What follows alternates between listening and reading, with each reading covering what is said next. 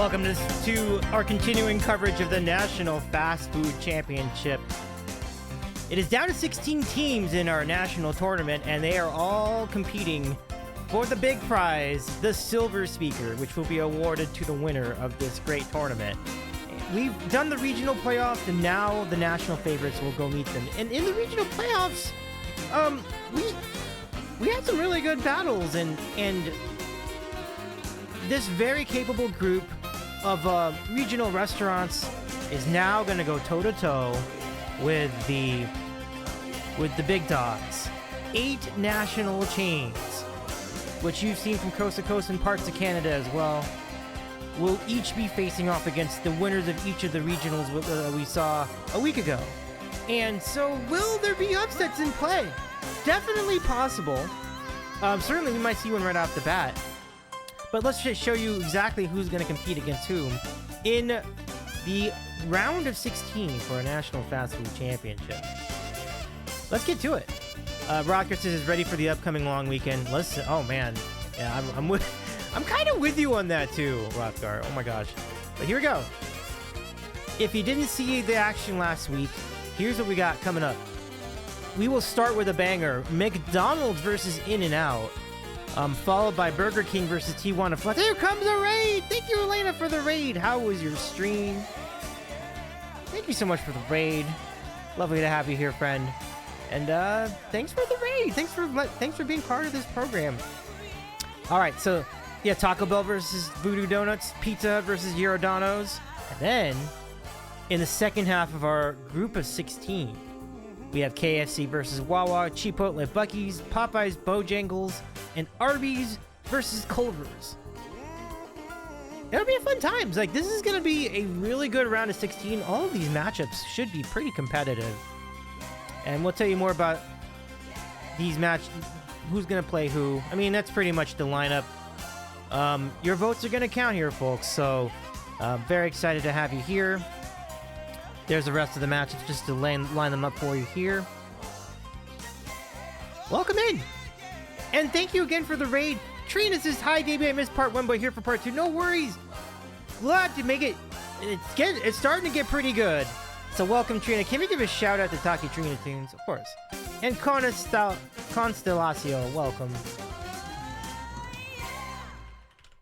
Thank you so much for joining us, everybody. This is going to be quite a fun time. I mean, and it does. And these battles do get really good. Jason, so good to see you. Been a minute. How you doing? Thank you for 47-month resub. Thank you very much for staying with us all these years. That's very nice of you, Jason. Thank you so much for... Good to see you again. We'll be glad to take your votes tonight. VC, good to see you too. Thank you for your 7-month resub. Or, no, sorry, 10 months. Jason says, doing great. Nice. Elena says, we had a cozy co-working stream. Made progress on lots of stuff. And it was so much more relaxed than the rest of my day. That's great. We love to see it, Elena. Let's bring you in. Thank you for the raid again. It's so good to see you tonight. Oh my gosh.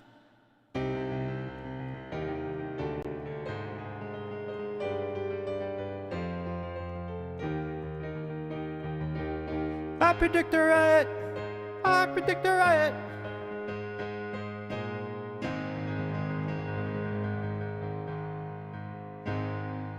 Thanks again for the raid, Elena. I'm glad to see you have your enthusiasm for this tournament as well. I'm Davey. I'm a variety streamer based in Los Angeles. And tonight, it is a very national competition. We have the National Fast Food Championship underway. And you all from Elena's raid did not miss a beat. We are just starting this tournament. It is great to see you. Let me give you a shout out to Alter's in the chat too. It's great to see you again. How you been, buddy? Welcome in. I've been looking forward to this since last week. That's amazing. I'm so glad to hear that. Well, y'all, go follow Elena. And here's the fancy shout out to the channel, too. You can click the button. Co-working streams and much more coziness at Elena's channel. Please go follow our friend. And BC, again, thank you so much for your 10-month resub. How are you? Are you excited? Now, the cool thing about this segment, about this leg of the Fast Food Championship, is that you are also going to get some chains that are represented in Canada. So, although it's primarily a U.S. tournament, you will see some chains that folks north of the border will be familiar with too. Obviously, McDonald's and Burger King are going to be principal among those, no doubt.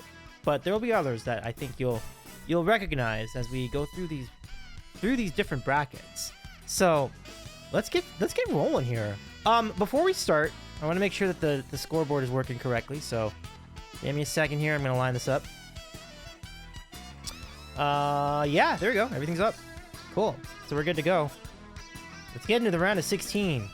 And we are going to start, folks, with a battle for the ages. Two of the most iconic hamburger chains. And particularly in Southern California, this is always a big battle right out here. But let's see who we got. We have the big dog, the biggest of the dogs. One of the biggest net chains worldwide, McDonald's. In this first matchup. So, I mean, McDonald's is home of all the big staples: Chicken McNuggets, Big Macs, fries, and Coke. I mean, all the staples. It's quintessential fast food. It's what everybody thinks of. And it's the first name you think of, like, when people think of, oh, we're going to go out to eat. You know, we're going to go out to eat the drive-thru. And, not necessarily the best food, but the most available. And there's some gems in the McDonald's menu. Rainwash 13, it is great to see you. Jason says how to do it. We will put a poll up in the chat. And when the poll goes up in the chat, then we'll vote for 2 minutes. So it'll be a Twitch poll. Rainwash, welcome in. Nice to have you here. So there's McDonald's. There's the McDonald's breakfast. Definitely my favorite part of McDonald's is the McDonald's breakfast. Without a doubt. And then the Happy Meal. I mean, pretty much everybody in the US and Canada has grown up knowing the Happy Meal. And that's just the Happy Meal. There you go. And they're going up against Vermonster. Welcome. Good to see you. Hello, Vermont. Oh my gosh, Vermonster. Well, hello. Hello there, friend. It's so good to see you. I hope we know Vermonster as the mom of our friends Divizzy and Subby. So it's great. It's lovely to have you here. We're ranking fast foods tonight. We'd love to get your opinions. So In-N-Out's gonna go against McDonald's in this matchup. In-N-Out would be known as the challenger, but I think in the hearts of many, they are their favorite. Let's go take a look at the In-N-Out menu. There they are. It's very simple. Burgers, fries, shakes, and sodas. There's really nothing else to it. Not even like nuggets and things like that. And Elena, thank you for your gift sub to Vermonster. We are in the middle. Holy cow, we're in the middle of a hype train. Thank you so much, everybody.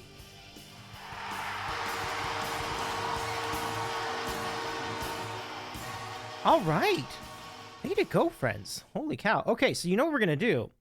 We'll get to this matchup in a moment. But first, let's go do some hype train trivia before we get there.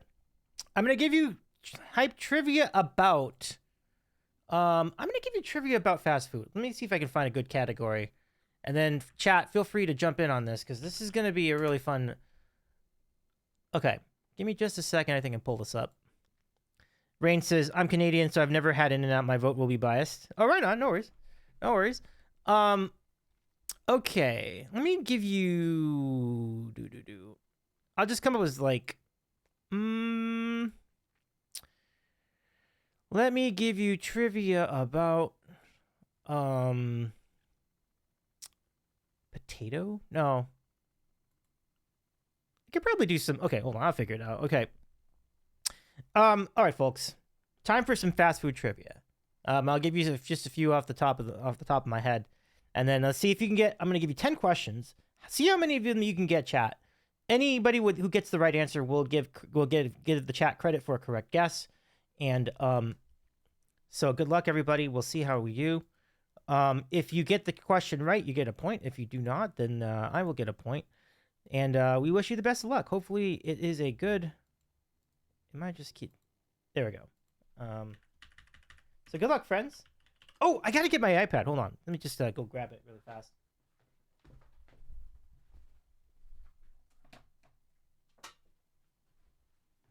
And Elena, I owe you a raid bean. There's actually a raid bean I'm supposed to eat as well, so let me get that organized after we do trivia tonight. Hold on. All right. And then we'll get into the first of our matchups. That'll be very exciting. Okay. So good of Kenny to be playing today. Kenny's a pretty good trivia player, I will say. You know, Kenny was awesome like recently when we had Kenny on. Okay. Here we go. Hype train trivia. We're gonna give you 10 questions about fast food. See how well you do, everybody. Good luck. Okay. Okay. Away we go. So, let's see if anyone can get this one. This is a little bit of a tough one. If you've only known one or the other, it might be a tough question. But if you've been to both, which is not a likely scenario because they're in different countries, but you might get this. What can you name? Can you name? Where are two? Okay. Nate, can you name me two places where you can get a double-double? There are two places. There are two. In fact, one of them we actually just talked about. Can you name two restaurants slash coffee slash takeout places that do a double-double? This is, I'm just derailing things all over. No, you're good. You're good. It's all good. BC knows. Okay. Okay. In-N-Out and Whataburger. Maybe. BC, what's your answer? Alana says, wait, Wendy's? But like, who else does? Yes, I think Hrothgar's onto it. I think the chat has come up with them separately. Can one put the two together? Okay, yep. BC's is Timmy's, yep. And the other one is... It's in... The chat guessed it already. So, like, see if you can put... Can BC get the other one? Let's see. Wendy's and Tim's... I mean, yeah, you can get a double cheese double... Right. But it's not actually called a double-double at Wendy's. So, Rain was a great guess, but... I think you're pretty close. I'm gonna give it to you. You can get a double-double at In-N-Out and at Timmy's. So y'all are doing great at the Stardust. Very nice. Okay. Which multinational chain claims that their product is finger-licking good? Finger-licking good. Which restaurant claims has the slogan finger-licking good? Yes, Atlanta gets it. KFC, you got it. You are up to 2 points, chat. Vermomster gets it too. Jason as well. Atlanta says, I knew one. Nice. And Rothgar gets it. Great. Phenomenal. Fantastic, everybody. This is a Canadian-specific question. Okay. Are you ready? Okay.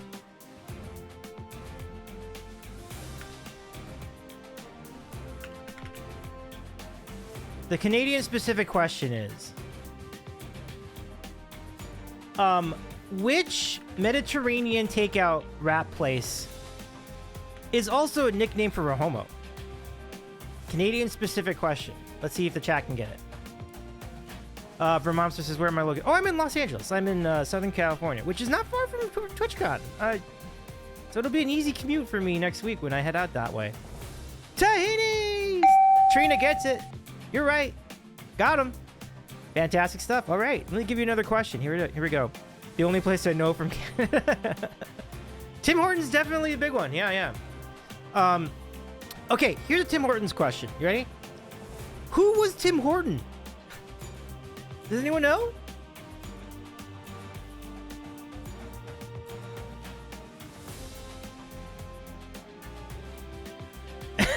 Always fresh. That's a good answer, Rothgar. But Trina gets it right. And so does Rain, and so does Rothgar. Tim Horton was a famous hockey player. Yeah, Jason gets it right too. In the NHL, absolutely. We're 4 for 4, chat. Well done. Also, fun fact, Kenny isn't even Canadian anymore. Burger King bought it. Is that true? I didn't know that. Fascinating. Well, I mean, or most restaurants really owned by the restaurants in which they originate. I mean, that's a whole topic. That's another stream. We'll get into that later. Okay, next question. Are you ready? Okay.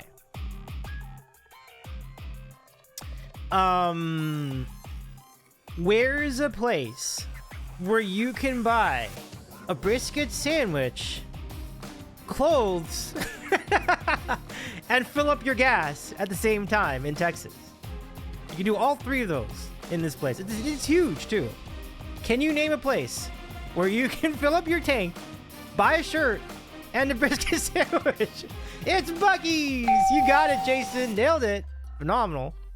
Yeah, Range's buckets. That's right. That's pretty close. Yep, Trina gets it, too. That was fairly easy for the chat. I love it. Okay. I've got a couple more, 5 more to go for friends. You're doing great. You're all doing great. Okay, next question. Which pizza chain did the Bigfoot pizza way back in the early 90s? Which pizza chain in the US, but probably Canada too? Which pizza chain made the Bigfoot pizza? Can anyone remember? Jason gets it right. It's Pizza Hut. You got it. Phenomenal. You don't have to say wait. That's yeah.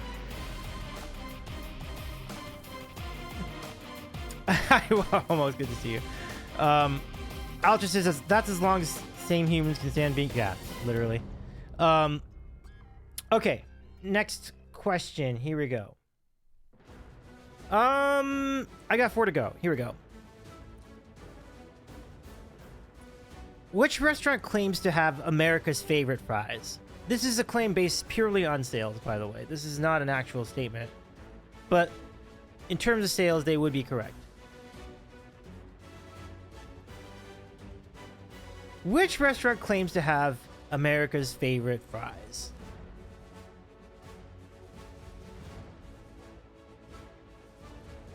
Five guys, good guess, good guess. Trina says, I told Dallas about your vacuum swimsuit, Rahomo, and I think I broke the poor guy's brain. Oh man, if there's a clip, that would be funny. Yes, it is McDonald's. Jason nails it again. Jason says, didn't they win like tons of fries competitions? You know, they are pretty good. To be fair, they are pretty good. So, for what it's worth. But they always said in the commercials it was based on sales. So, all right. Next question.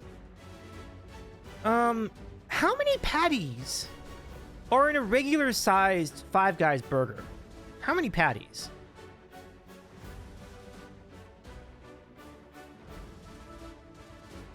Jason says In-N-Out is better, but only if you eat them within an hour of getting them. I see.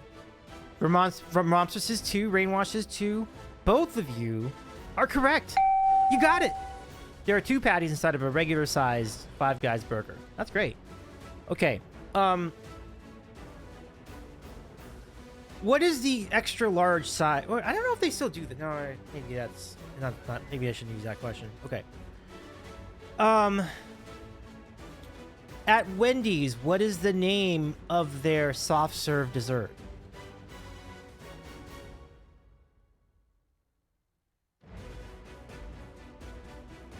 What is the name of their soft serve dessert? Typically chocolate, but sometimes... Yes, Rain, Jason, got him. Well done. Well done. Okay, 1 more to go for a fat... Can't mess with the fat guys. Indeed. Okay. Let's see. True or false? Little Caesars and Domino's are both based in Michigan.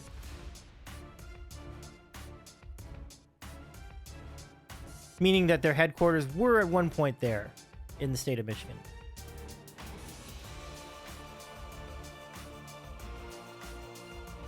Atlantis is true. Okay, any other guesses? Jason says false. All right. 50-50 chance, absolutely. The answer is true. It is absolutely correct. They both had origins in the state of Michigan. That is a true story. Like Little Caesars is a little more obvious because the Ilitch family is like very involved in sports, so people who know the sports teams know that they also have a stake in sports in Detroit. But very much the case there. And honestly, Little Caesars is basically a cheaper Detroit-style pizza, so it's kind of an interesting story. Domino's is a little less obvious, but it isn't. It is nevertheless. They did have their origins in Michigan. How about that? Great job, everybody. You were 10 for 10 in the chat. I mean, in the trivia tonight. Great job. Give yourselves a hand. Phenomenal stuff. A lot of great guesses by everybody. Brendan, great to see you. Can we give a shout to Indubitably, Brendan? Yay, I made it to Fast Food Championship stream, hoping I didn't miss it. So great to see you. Glad you made it. And maybe we'll see you next week, too. Well, welcome in. Can we give a shout out to Indubitably, Brendan? Thank you, Jason. All right, so, yeah, in fact, we are in a... Vermobster, thank you for your gift sub to Random Sum. Oh, my goodness. That's so nice of you. Check the badge. Yep, there you go. You got your 10 badge. I love it. TwitchCon 10. How about that? All right, so great job, chat. Well done. Now, let's get to our first matchup of the evening. So, back to it. Here we go. So, we just took a look at McDonald's food. And for those of you who missed it earlier, I'll just give you a quick recap. In our first matchup, the big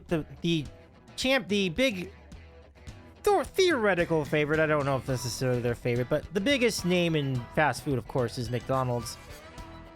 There's their Big Mac and nuggets and their fries. There's their breakfast. There's their Happy Meal. And they will be going up against In-N-Out. Mickey D's do be hitting sometimes. Yeah, for real. Yeah. Definitely in my case, I definitely feel the same, Brendan.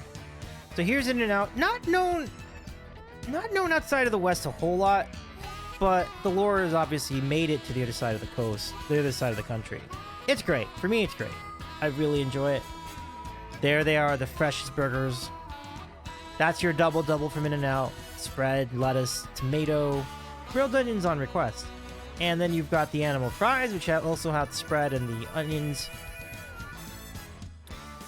And then, if you are feeling inclined, you can get your burgers protein style, which uses a lettuce wrap in lieu of the bun. The fries are made on site. You can see them slicing the potato in front of you as they do it. Pretty cool. And it's always busy, so I wouldn't even try to like find a down period. Just go and then just kind of hang out, because like, even though there's a long line in and out, the line does move at a relatively good pace. And it's often worth the wait. Ramos says, oh my god, animal fries, what a way to go. Totally. Brendan says, I thought I asked for animal style fries, but eh. Oh, you missed her In-N-Out? Yeah, we had a fun time at In-N-Out last year. A couple years ago, Brendan. Vermobster says, I wonder how far I'd have to travel to find one. Vermobster, would you... I'm assuming you're in the Northeast? So you might be heading towards either Texas or Tennessee, based on what I know. I think that's... Or Colorado. I think all of those would be what have In-N-Outs. Definitely not one... Oh, you're from Vermont. Okay. So yeah, so that'd be a pretty... I think that's Vermont to either Tennessee or Texas. So it's about a 2 to 3 hour flight, I think, from where you are. Yeah. Brandon says, where's the closest In-N-Out to the convention center in San Diego? There's definitely getting out in San Diego. I'm trying to remember which one. I'll get back to you on that, yeah. It's not far, though. It's like probably like 2 miles. I don't think it's that far. Okay. So here... Rothkus is asking the real question here. Yeah. I feel like I might be called upon to make an In-N-Out run with my car, and you know what? I'm here for it.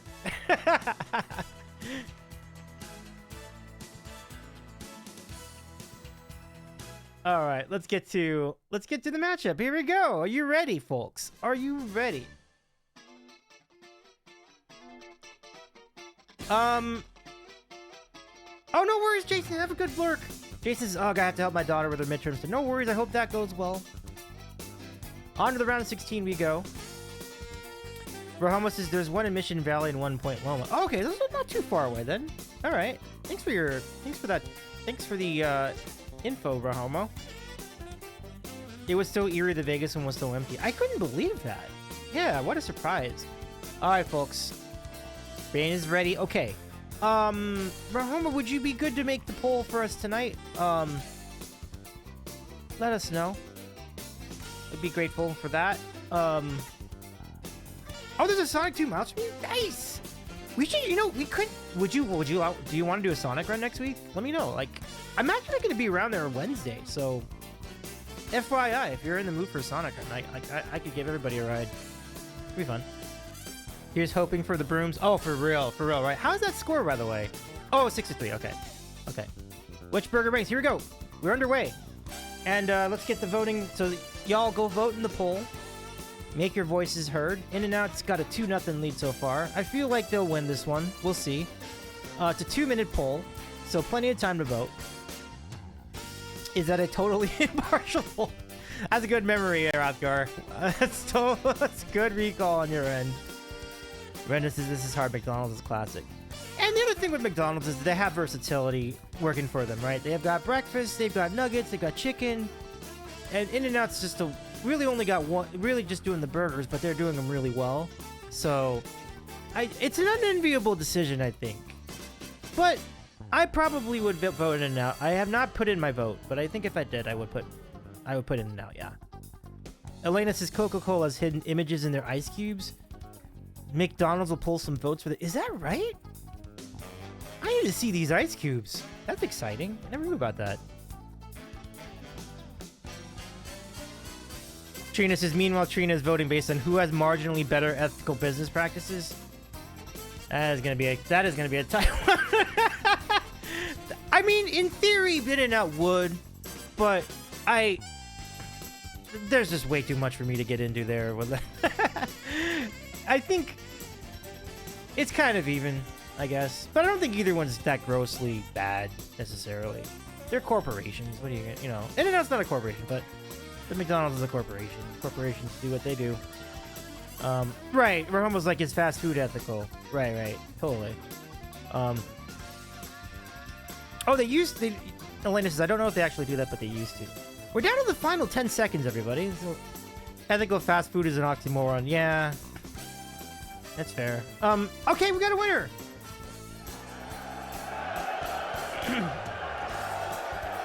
Great stuff. In-N-Out pulls off the W over In-N-Out. I'm sorry. I'm lost. In-N-Out pulls out the W over McDonald's, 6 votes to 2. I mean, that's fantastic.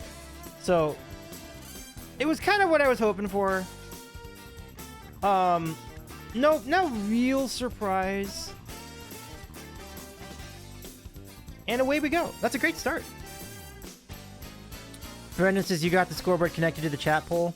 No, I don't feel like I need them enough to do a bot for that. But thank you for the update. And In-N-Out is a family business still, apparently. Yep.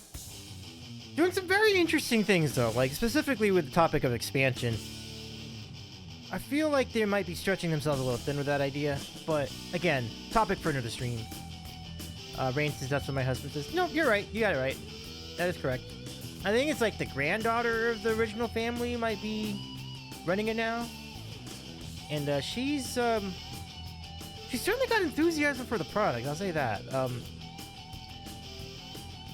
Brendan says, oh no, the fast food poll in chat is showing on screen. It is, yeah. Mm-hmm. So basically, when you see the poll in the chat, we are also displaying the results on the screen so that people watching the VOD specifically can see what the results were. So great job, everybody. Well done. And let's go to our next matchup in the group of 16. Here we go. Brain says, "Rip Chicken McMuffin, you were my fave." Do they still do Chicken McMuffin? I would love. I remember them doing Chicken Biscuit. I miss Chicken McMuffin. I was looking for it one time. I don't think I found it. Yeah. Brandon says, ooh, I'm needing to look into that. Well, it's a proprietary system, so I will be glad to help you with that. It'll probably be a lengthy discussion because it definitely took a lot of setup, but I can show you maybe later. McGriddle is better than McMuffin? Interesting. Okay, let's get to our next matchup in the round of 16. Here it is. We're gonna go with Taco Bell versus Voodoo Donuts. So let's start with Taco Bell. Today, by the way, today is National Taco Day. Happy National Taco Day. If you've not had a taco tonight, and it's about time to have a taco, by all means. If you're inclined to have a taco, this is a great night for it. So for those of you who have had tacos tonight, I hope they were great.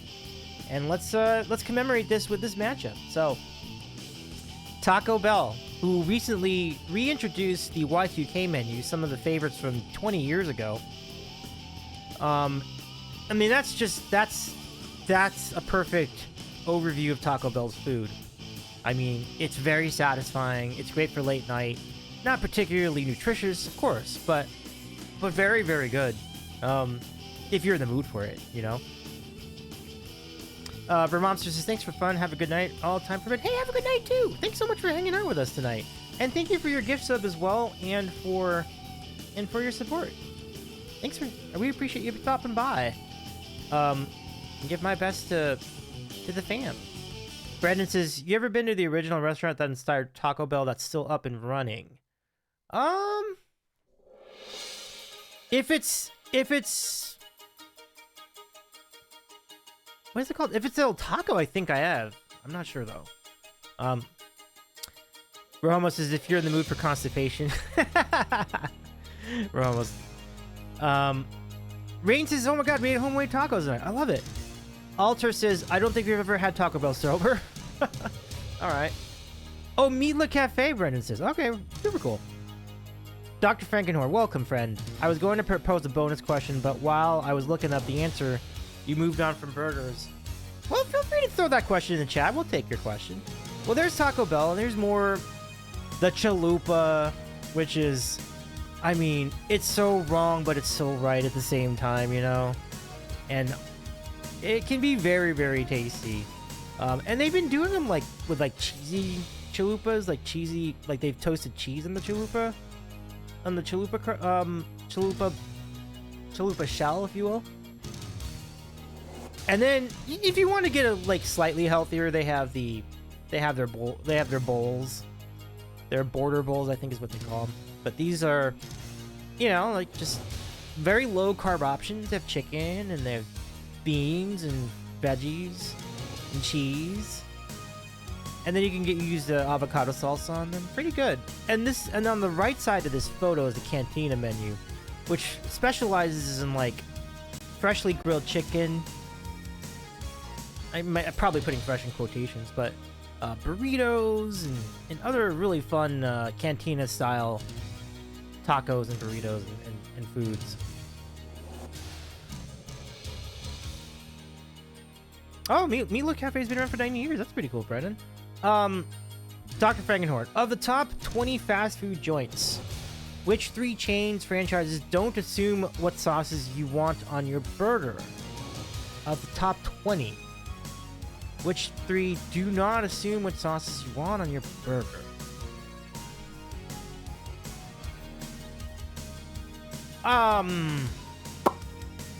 I would say Burger King, but I don't think that's true because they still put mayonnaise in there by default. That's an interesting question. Of the top 3. Let me see. I guess Five Guys? Is Five Guys one? Would Shake Shack be one? Oh my gosh! We are 50% of the way to completing the goal. Holy cow. Keither! Thank you for your 24-month resub! Who says, can't believe it's been 24 months. It's lovely to have you here. Thank you so much for joining us. So we are doing our next matchup, Taco Bell versus Voodoo Donuts. This is Taco Bell. And let's go see the other side of the matchup. Voodoo Donuts, here we go. There are the donuts. Now, these are donut places you can... Now, they have a lot of locations now, so you can find them in Orlando. You can find them in Los Angeles. You can find them in many major markets, actually, at this point. So, pretty cool. They originated in Portland, and their creativity and their spookiness are not to be denied. Very great ideas for donuts.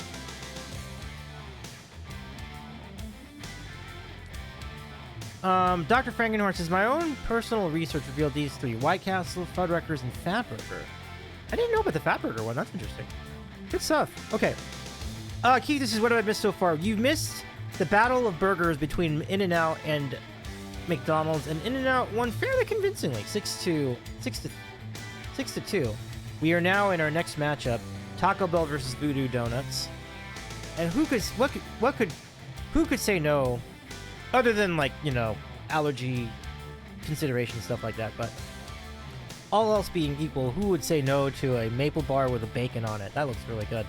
There's your entire assortment of donuts. Keith says, I would have thought McDonald's would have won. I definitely could have seen that.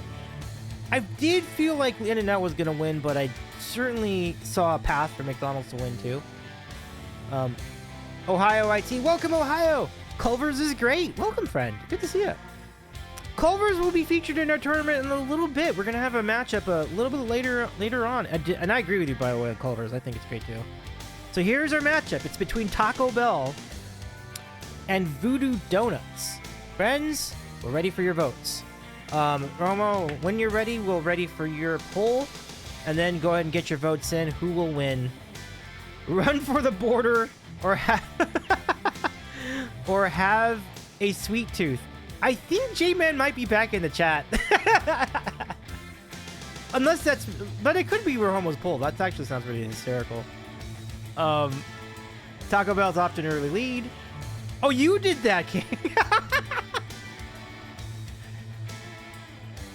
You'll be running for more than the border. Yeah, Taco Bell some nights, right? Keith, this is okay. I'm going to be sound out, but I'll do my best to answer the polls. No worries. Thank you so much for hanging out. We appreciate the lurk too. Voodoo Donuts, holy cow. 4-2. Roma says it's too funny to be me. I have to admit, that was pretty funny. Ohio says, I love my sweet tooth. Voodoo Donuts, let's go. Voodoo Donuts pulling off the upset so far. We've got about a minute left in the vote. Still time for all of you to jump in. This is an unhinged poll title. Yeah, Trina, it really is. It really is. And the thing about it is, I like presenting the photos of the restaurants for everybody, so that if you've not been to either restaurant, you can still have an educated guess or educated decision as to who to vote for, because sometimes you can see how well food is prepared or how good it is based on what you see in the photos. 30 seconds left in our vote. Voodoo Donuts doing very well, leading 7-3 so far in our round of 16 matchup for the National Fast Food Championship. Down to 18 seconds. This is a big surprise for me. I thought Taco Bell was going to win this, but you gotta admit, Voodoo Donuts definitely has a really beautiful looking product, and a fresher product too, undoubtedly. 5 seconds, 2 seconds, 1 second, and that's it! Voodoo Donuts wins in the round of 16. Congratulations. Wow. Impressive. That is quite the upset.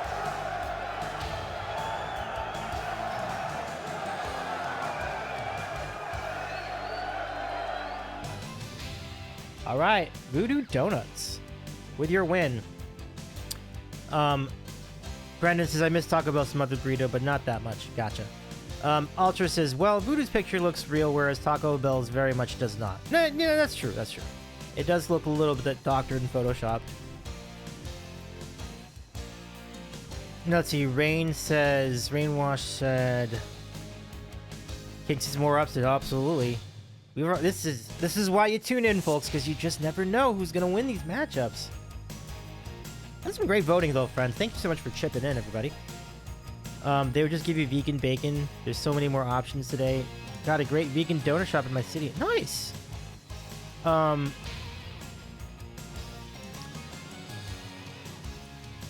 Let's see. Ohio. Yeah. Ohio says, I've never had anything from Taco Bell that looks like the picture. Yeah, that's fair. That's fair. 9 out of 10 dentists are shaking their heads, says King Dambreaker. Yeah. Those donuts are going to be, they're going to do a number on the teeth. That's true. Elena says, good point. That's been the clincher for other votes last week as well. Yeah, absolutely. And yeah, definitely you can tell, like, the authenticity of food can definitely be a factor when it comes to certain amounts of these things. So let's go see if we can keep it rolling, next in our matchup. Oh, this is the kind of intense music. Should we go with this? Well, let's see. This might be a little... This is a pretty emo song to be using for this tournament. We'll give it a shot. Next, we're going to go... Burger King. This is so dramatic. We're just ranking food, fast food. In a world where there was one king of the burgers. One Whopper. One long chicken sandwich. Rothgar, have a good rest of your night. Take care, my friend. Thank you so much for joining us. Rothgar says it is time for me to head out. Have a great rest of the stream. Absolutely. Oh yeah, Upscal, welcome in. So glad you could make it in. How you been? How's everything going? I got a chance to meet Hopscal earlier in the summer. It was great times. So good to see you again. Hopscal says Whoppers are gross. There's some more. So that looks like an actual photo. That looks like an actual... This actually looks like someone actually took that photo. So, when you consider that this is some photo someone took, it actually looks all right.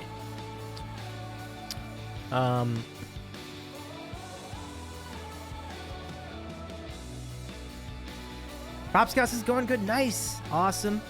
Be careful with the love cams, says Brendan. Got you. All right, so Burger King is going to go up against Florida's own Tijuana Flats, which we were introduced to last week. Well, most of the country was introduced to last week. And I'll tell you, this looks very good. Like, take a look at these photos of the Tijuana Flats food. The tacos. I mean, it's a little avant-garde, but I think these tacos look tasty. Look at the jalapenos, and you can see the fresh chips. Looks good. And then you've got the chimichangas. We have speculated as to what this is, but we think these are chimichangas with like fresh grilled steak. And look at the sauce. That looks so good. Rain says we love a bonus onion ring. Oh yeah, don't you live for the bonus Burger King onion ring? It's good times. Hopscotch says I still haven't seen our photo together. Oh, you're right. I have to go find that. I owe you a photo, Hopscal. I owe you a photo. Because I know we took one.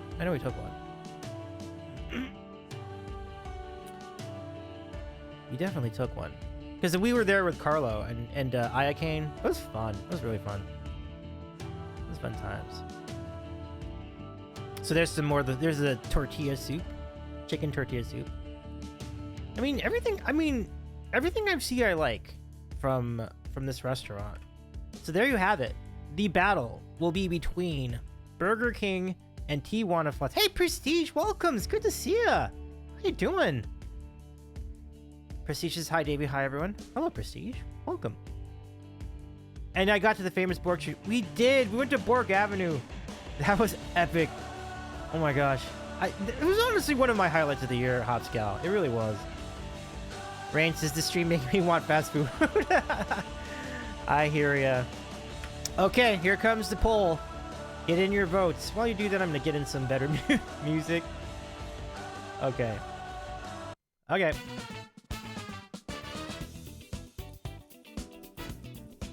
Okay, fast food royalty for Southern Hospitality. Ooh. Good title. King, was that you too? I like that title. Gotta go tried and true. Yeah. I do like the Burger King onion rings. I think that's one thing that's held up over all the years. But the thing about it, I don't like their fries. Their fries are just off. I don't know why. I don't think their fries used to be quite as bad as they are today, but man, they are just... They're not doing it for me personally, but there's still a lot that they do pretty well. 5. Oh, you're going to be seeing Brooks and Barks on Monday? The Brooks and Barks gang on Monday, Hopscal? Because you'll be in Charlotte? Oh my gosh! Let him know I said hello! Oh my... I haven't seen them in a minute. That's exciting! Yeah, definitely. Hopefully that Pete will have a show with one of his bands around that time. But I don't know if they do that on Monday, but yeah, let him know I said hello. What's up? I'm glad you get to see him, though. Hopscal says I will tell him. I love it. Hopscal's really fun, y'all. Go hang out with, like, if you're ever around, and I mean, I can tell you, having met Hopscow in person, Hopscow was very fun. So y'all, big time props. It was great that we got to see each other this summer. Ramos says, if it's clever, it's King Dampbreaker. If it's diarrhea or regret, it's me. 34 seconds to go. Hopscow says, I've met Pete already. Now the rest of the gang. Oh, you're going to love them. I've met them all. They are so fun. Like, yeah, absolutely. And no, good times. I understand, by the way, I've been told by our friend Rock the Piano, aka Adam A. Nelson, that our pal Special K is now in possession of Malort. Let them know that. Because I feel like you deserve a taste testing of Malort by K. I believe that isn't... I believe you've earned that right. Elena says, I'm not allowed to vote. I've never had to on flats. They both look tasty. Absolutely. Burger King is your winner. 5-3. A very good battle, though. Tijuana Flats did well for themselves. Congratulations to Burger King.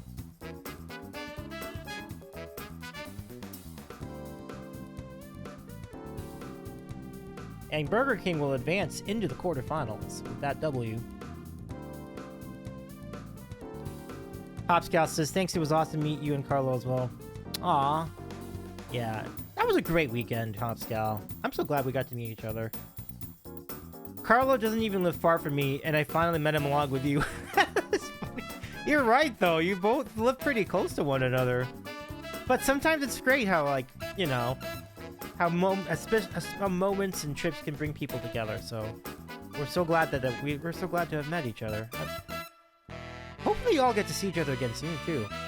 All right, so let's reset the scores. We'll be ready for the next matchup. Here it comes. Ultra says, I'm off for the night. For those fast food chains who are about to die, we salute you. That's fantastic, Ralph. Have a good rest of your night, my friend. It's good to see you. Oh, really? Ah, too bad. Too bad. Guess it was too good to be true, huh, Brendan? Well, we'll see what happens the rest of the way. Okay.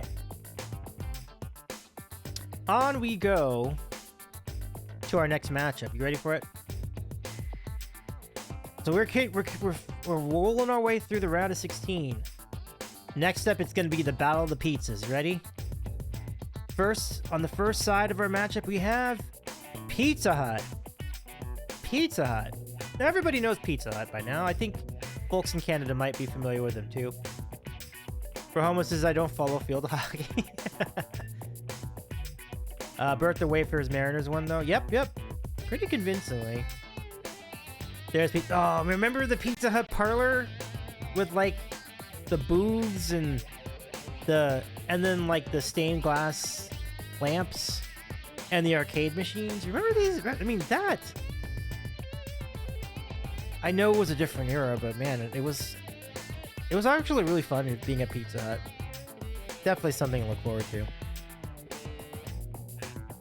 Elena says, that takes me back. Wow, those were the days. They really were.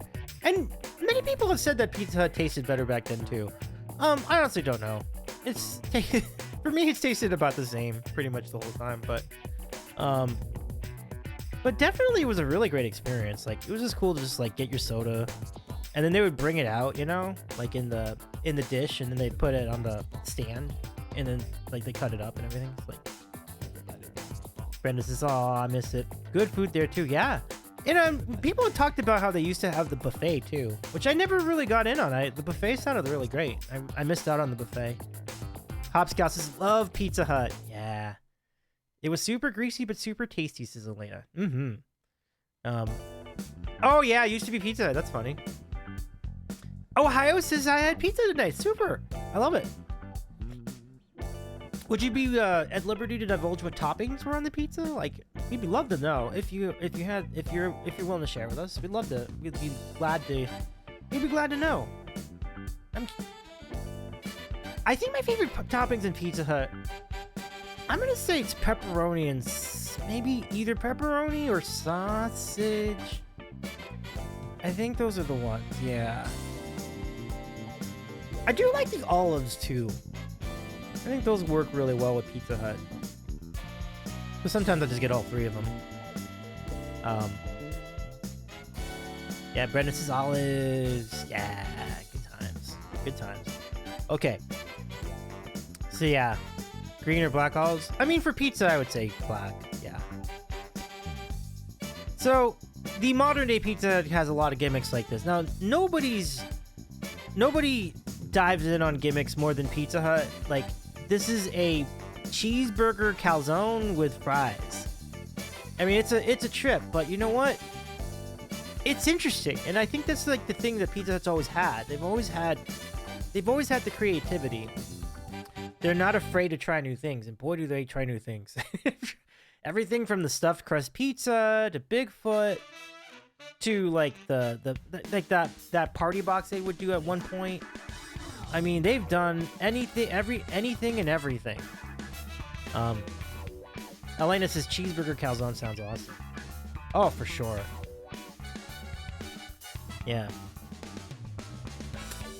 Brandon says, my friend used to be a delivery driver for them, said the Taco Bell's nacho fries are just the same Pizza Hut. Interesting. Did not know that. Elena says, I don't know if I've seen a calzone that didn't look like it wanted me to eat it. Yeah, this calzone looks pretty hot. I like it. Ohio says, did everyone else's Pizza Hut have a reading program thing for kids in the 80s and 90s? Yes, the Book It Club. How about some love for Book It? The Book It Club. I remember the Book It Club. Like, you would read a book, and then you would get like a button, and then you would get the button, and then you would get a pizza at Pizza Hut. Those are good days. I wonder if they're still doing that. Maybe they are still doing it, but yeah, Hopscott remembers the Book It Club too. Yeah, Elena does. Nice.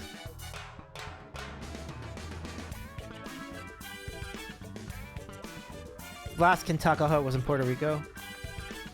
Yeah, I mean, that was a phase too. That was a different phase, but it was definitely a phase, yeah. Ohio State's Book It Club was the best. Oh, yeah.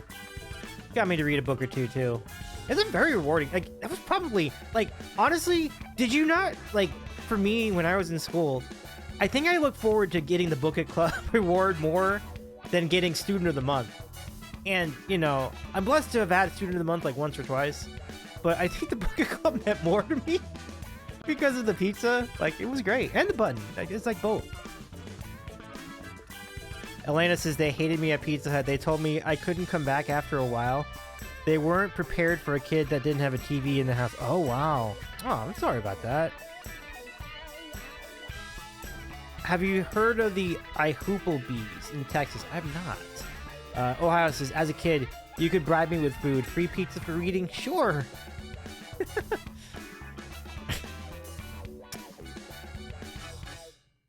Oh, Relena says, I just read too much. I gotcha. Well, how dare they criticize someone for reading? Silly. Alright. Combination IHOP and Applebee's. Interesting. Alright, so I think we get one more. Yeah, so this is another example. Like, if you've seen, like, they have the garlic knots as a crust, but then they stuffed it with cheese. It's like, Pizza Hut is always full of ideas. This is rather interesting. I will mention they do have a new logo, where they italicize the logo that you see in this corner of the screen. I don't like it. I'm gonna tell you, I actually don't like it as much as this logo. The old logo here is what you see on this screen. But they've been starting to roll out the new logo in different commercials and on socials, and I'm not feeling that new logo. It's unusual. I may warm into it later, but there you go. And so Pizza Hut's gonna go up against Giordano's. It's not as well known, but if you're in Chicago, you will know it pretty well. And they definitely lead the market well, they and Lou Malnati's lead the market in deep dish Chicago pizza. So this is really the kind of pizza that Pizza Hut is trying to emulate, but this is the genuine article here. And you can see they put the cheese in first and then the sauce. It's an unusual concoction.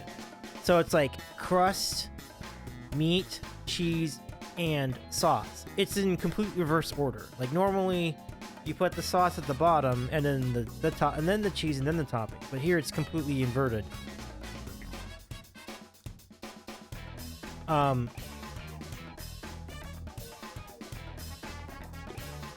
Yeah, Ohio says, oh my god, Giordano's drool. Rahoma says, holy shit. Brendan says, original deep dish. I do dig deep dish. Oh yeah. OG deep dish. Pizza casserole, as Jump for Joy would call it. That's quite accurate. Like, I think this is where they came up with the phrase pizza pie, because, like, this is truly a pie with pizza stuff in it, right? Like, it really does look like a pie. So, let me give you another shot of this. There's your close-up of the slice. Now, look at this one. This has, like, a lot of toppings in it. You can see it's got bell peppers and mushrooms and probably some sausage. Ah, this is a come to Papa moment, man. I want this. Ooh. Ooh. Atlanta says this seems wrong to me. Yeah, it does, but... Oh. Now, the thing about deep dish pizza in Chicago is you need to prepare time for it because it takes like an hour to make. So that's the one thing that everyone says, like, be willing to wait an hour for the pizza because that's how long it takes usually to bake it in the oven and everything. So Ohio says, hold on while I try to log in my alt accounts to rig this poll. I love it. Elena says, it's like a lasagna, but ... Right, absolutely. But this is definitely a big one.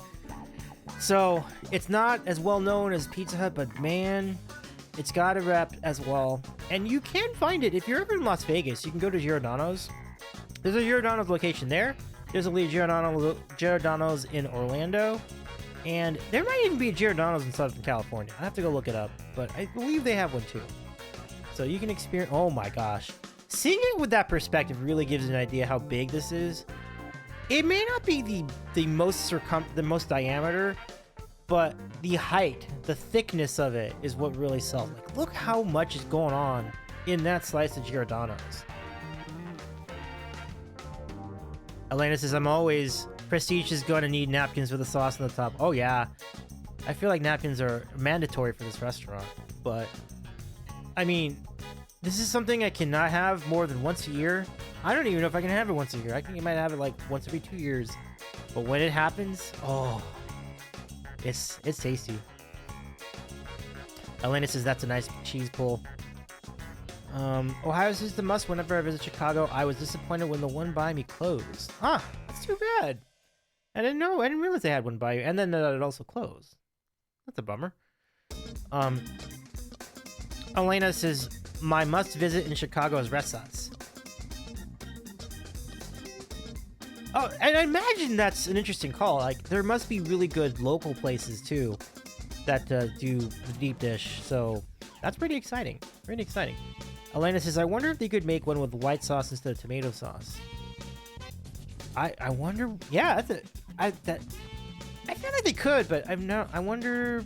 I'm very curious to see how they would handle that. All right, that's your matchup. Ohio says that's a great cheese pull picture. Agreed. Whereas this is Persian, I don't think they do a deep dish. Oh, okay. Got it. I thought you were talking about more deep dish pizza. Restaurant actually sounds amazing. I would love to try a Persian restaurant up in that way too. Imagine the kebab must be so good. No, it's okay. No problem, Elena. It's all good. Certainly wouldn't complain about Mediterranean in my life. Like, that's great stuff.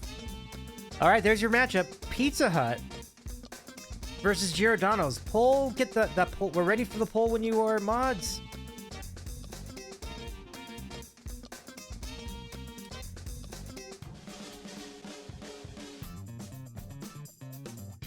Okay.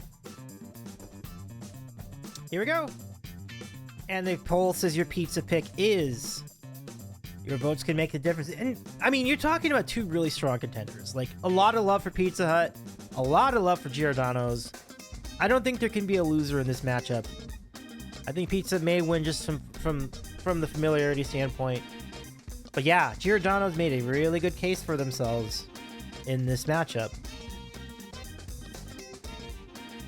Ohio says easy pick for me. And 2 votes come in for Giordano's, cutting the lead to 2 for Pizza Hut. We're down to minute 22 in our poll. The timer you see on the screen is an approximation, so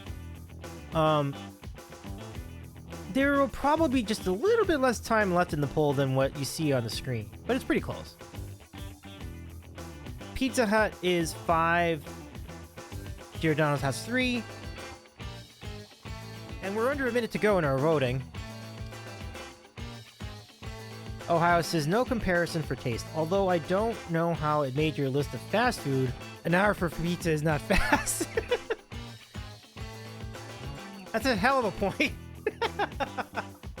I couldn't resist doing deep dish in the middle of this. I just felt like it was really a really fun idea. It's a really good point, though.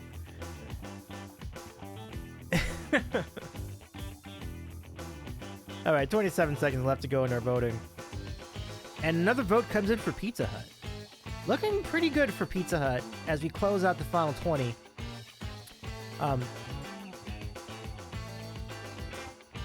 What is this? That helped? Well, that helped me decide. That's a good point. We need to stay true to the canon, huh? I like it. Actually, funny enough, Little Caesars is what made me a deep dish fan. Yeah, totally. Like, the Detroit style, aka the Little Caesar style, definitely has a lot of deep dish vibe, right? Very similar ideas. Pizza Hut wins 6-3. They will advance to the round of 16. So far, a lot of the big dogs, the first of the big dogs to advance in this round. The other two were decided by the underdogs. So this is big news for the big guns in this tournament. Phenomenal. Let's see how much of this tournament we have left. I think we have we have 1, 2, 3, 4. We have 1, 2, 3, 4. Yeah, we have 4 more matchups remaining.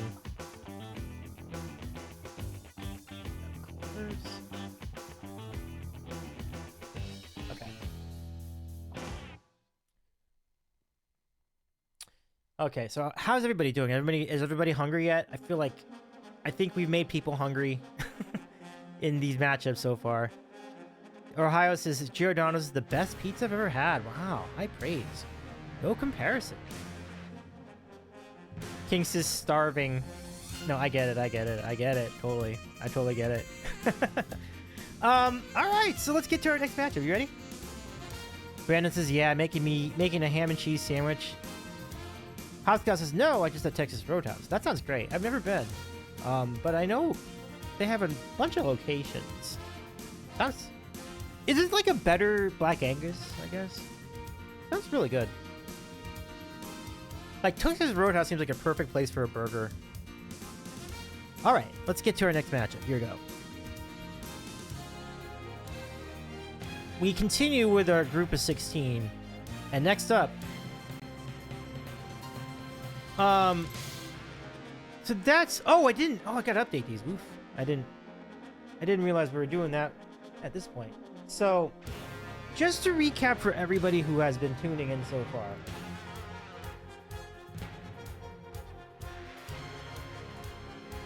In-N-Out beat out McDonald's. Burger King beat out Tijuana Flats. Voodoo Donuts beat out Taco Bell. So I misspoke a little bit because I had said that Pizza Hut was the first big dog to advance. Actually, Burger King was the first. So let's go take a look at this again. And there you go.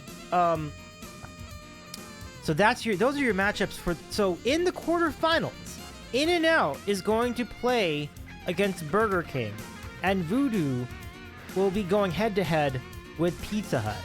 That's a pretty wild pair of quarterfinals. I mean, really good matchups, I think. I feel like Pizza Hut would be a fairly good favorite against Voodoo, but In-N-Out Burger King is going to be very interesting because, when you talk about people outside of the West Coast, there would be probably stronger support for Burger King there, but just by default because more people know it.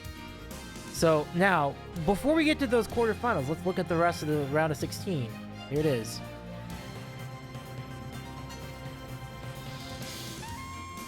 And in this half of the round of 16, we're going to be seeing KFC go up against Wawa, a very famous gas station, sandwich/coffee place in the Northeast. Chipotle, the quick serve Subway style Mexican food. I say Subway style only in terms of preparation. It's clearly better food. They're going to be going up against Buc-ee's. Then we got Popeyes going up against Bojangles, the battle of fried chickens. And then Arby's versus Culver's in a really good Midwest battle. Some great matchups coming up, so we'll get to those in just a moment.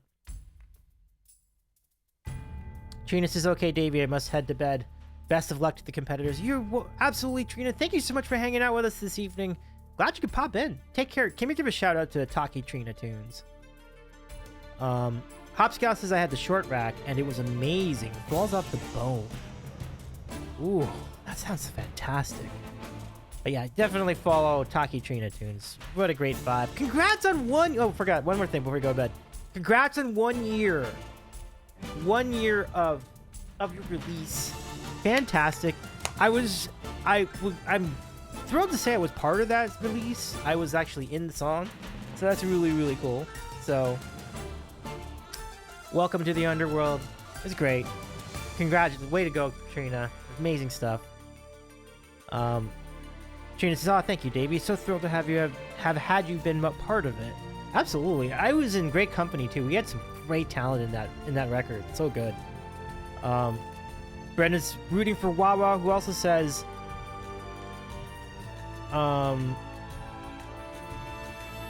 my brother basically eats, sleeps, and breathes Wawa, so he had a bunch of Wawa sandwiches for catering at his wedding this past weekend. Really? Yeah, Wawa has that effect on people. Some people really live and breathe it like a religion. And it's a good place to live and breathe like a religion. It's great food. Alright, let's get to our round of 16. First, we say hello to KFC.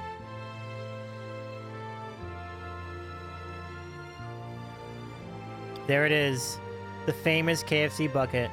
I know that at certain points in history, they phased out the actual bucket, and then people demanded that they return the actual bucket, and so eventually they did put the bucket back into rotation because people wanted it so bad. And now I believe it's part of your order. And it's like, do you order from KFC specifically so you can get a bucket? And it's like, yeah, you totally could do that. Man, when I was in my 20s, I remember going to KFC once or twice doing the bucket. Ah, those were the days. Terrible for your health. Terrible for your arteries, but terrible for your palate too, because there's so much sodium, but it's a lot to unpack. These are the tenders. Or, no, I'm sorry, these are the wings. And the wings do definitely get some play. They're pretty good. Elena says, I have a question. Absolutely. Original or extra crispy? That's a heck of a question. I feel like that deserves a poll of its own. Would you be good to throw that in there? Where do you weigh in on that? Original or extra crispy? I go back and forth. I feel like I like the extra crisp, but I feel like extra crispy's my jam. But original, I feel like it tastes better. Because you feel the entirety of the 11 or 13, I forget how many, of herbs and spices in that original recipe. So I was like, if they could make the original recipe crispier, just a little crispier, I feel like I'd be on board with that, ideally. So extra crispy's winning so far. Actually, let's go put the poll up. All right, so it's 2-2. I guess it's a 2-minute poll. I'm not sure, but I feel like we're down to about a minute left in the voting. It is tied at 2. I did say I like extra crispy, so I'm gonna put that vote in. So there you go. It's 3-2. But strong support on both sides of this, and yeah, it is now tied. It's 4-3 in favor of original recipe now. Oh, 1 minute. Okay, cool. That's a good time. I think that's a good that's a well-timed poll. Elena says I would take more crispy and less spices, even the extra crispy. Ooh. I respect that, Elena. Original recipe wins the battle of the crispness for KFC. That was a great question, Elena. Brendan's question, trivia time. Where was the first KFC restaurant located? This might be a trick question. Cause I'm like, I was gonna say Kentucky, but maybe that's wrong. Like maybe was it something else? Was it like Tennessee or something? Was it some other place? Was it Alabama? It probably was some other state, right? So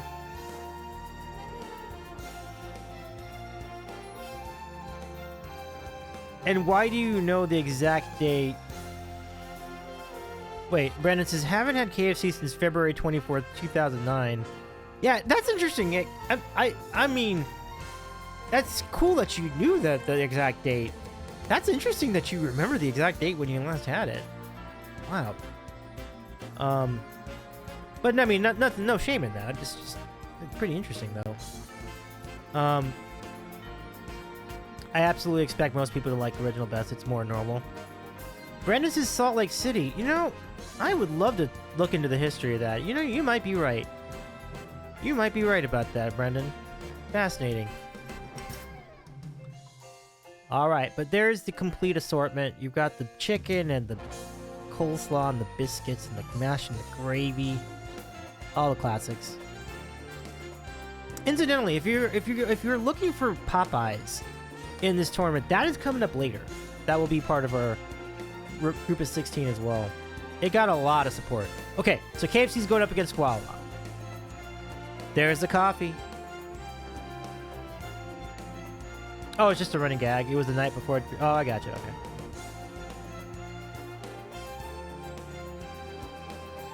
First KFC franchise location. Ah, it was a trick question. Gotcha. And then how about those Wawa hoagies? Doesn't that look so good? Hendu Soon was in chat last week, and we were speculating as to what kind of sandwich this was. It looks like tuna salad. If you don't know, though. Hoagie's in the chat. What's up, Hoagie? How you doing, man?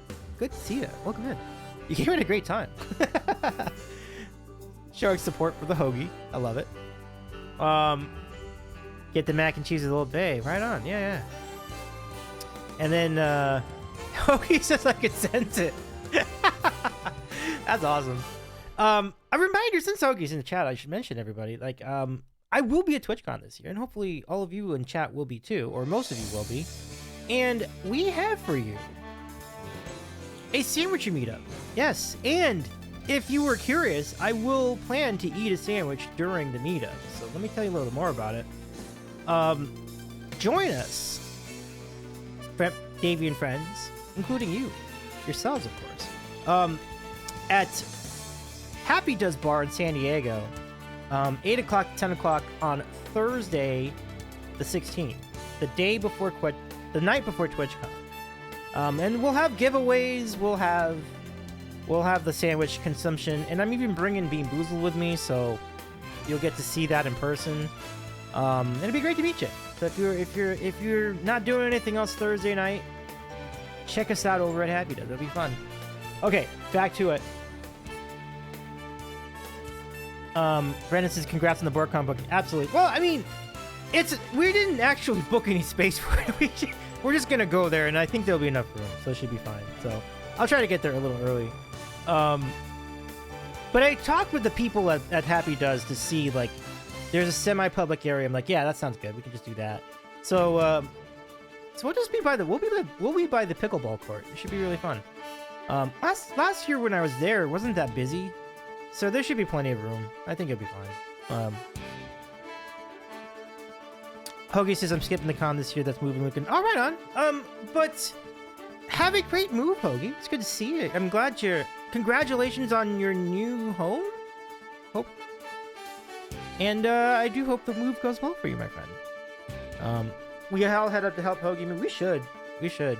If you need a helping hand, for like an hour. I might have an hour. But anyway, in all seriousness, like, congrats. I mean, here's to a good move, my friend. Yeah. So let's keep going. So this is the Gobbler. Look at that Gobbler. I mean, this is definitely a highlight. I made one trip to Wawa about 6 years ago, and I happened to be there in November, and I got to try the Gobbler. It is great. It's a great hoagie. And you also have the Italian, and I think that's what you see in the right side of that photo. It's awesome. Wawa's a good spot. So there's your matchup, everybody. We're going to be having it'll be KFC versus Wawa. And I already see support for Wawa in this poll. This will be really, really interesting. Brenda says, Wawa, come on, chat, make me proud. Let's do it. KFC, Wawa, get your votes in, and then here comes the poll. Friend or foe of the Colonel? Let us see. 2 minutes to vote, folks. Wawa off to an early lead, 1-0. 2-0 now. Oh, look at the support, 3-0 so far. I think I know where some of our friends have weighed in on this. This is great. So, Wawa most deservedly getting the early lead here in this poll. And Thanksgiving Friday sandwich, but not at home. All right. Let's see what we have here the rest of the way. About 1:18 to go. Hoagie showing support for his namesake as Wawa pulls ahead by 3 votes. There's about 1:10 remaining here in the poll. Make your voices heard. Plenty of time to vote. If you don't have a vote yet, find the poll, click on your choice, and then click the vote button. Stewart's is not Canadian KFC. It could be Canadian KFC. I mean, it technically includes all the KFCs, so we probably would honor it. Anyway, Wawa's ahead 5-1. I thought you were putting Wawa against Buc-ee's. You know, that might still happen. We'll see. Maybe in the next round. All right, here we go. 22. Was prepared to vote for Wawa, but against him. They're not KFC, so tough. Yeah. Definitely a good reason to support KFC. KFC got bigger internationally. Oh, yeah. All right, down to under 10 seconds, under 5 seconds to vote. Last chance, everybody.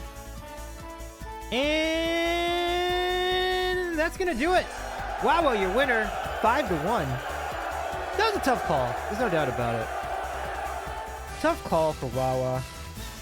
Just to pick between those two. I mean, they're both staples. They're both they're both very, very, like when you have a craving for either one, it can be, I mean, it can be everything, you know?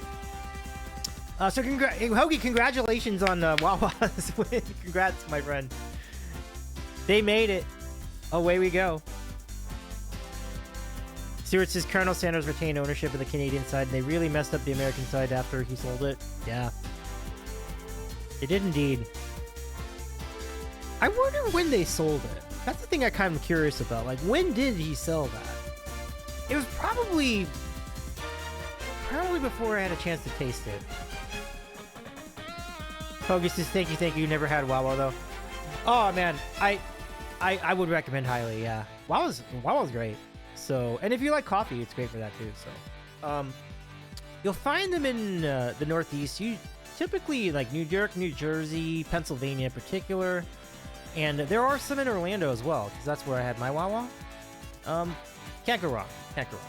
Oh, in the 70s. Interesting, says Stuart.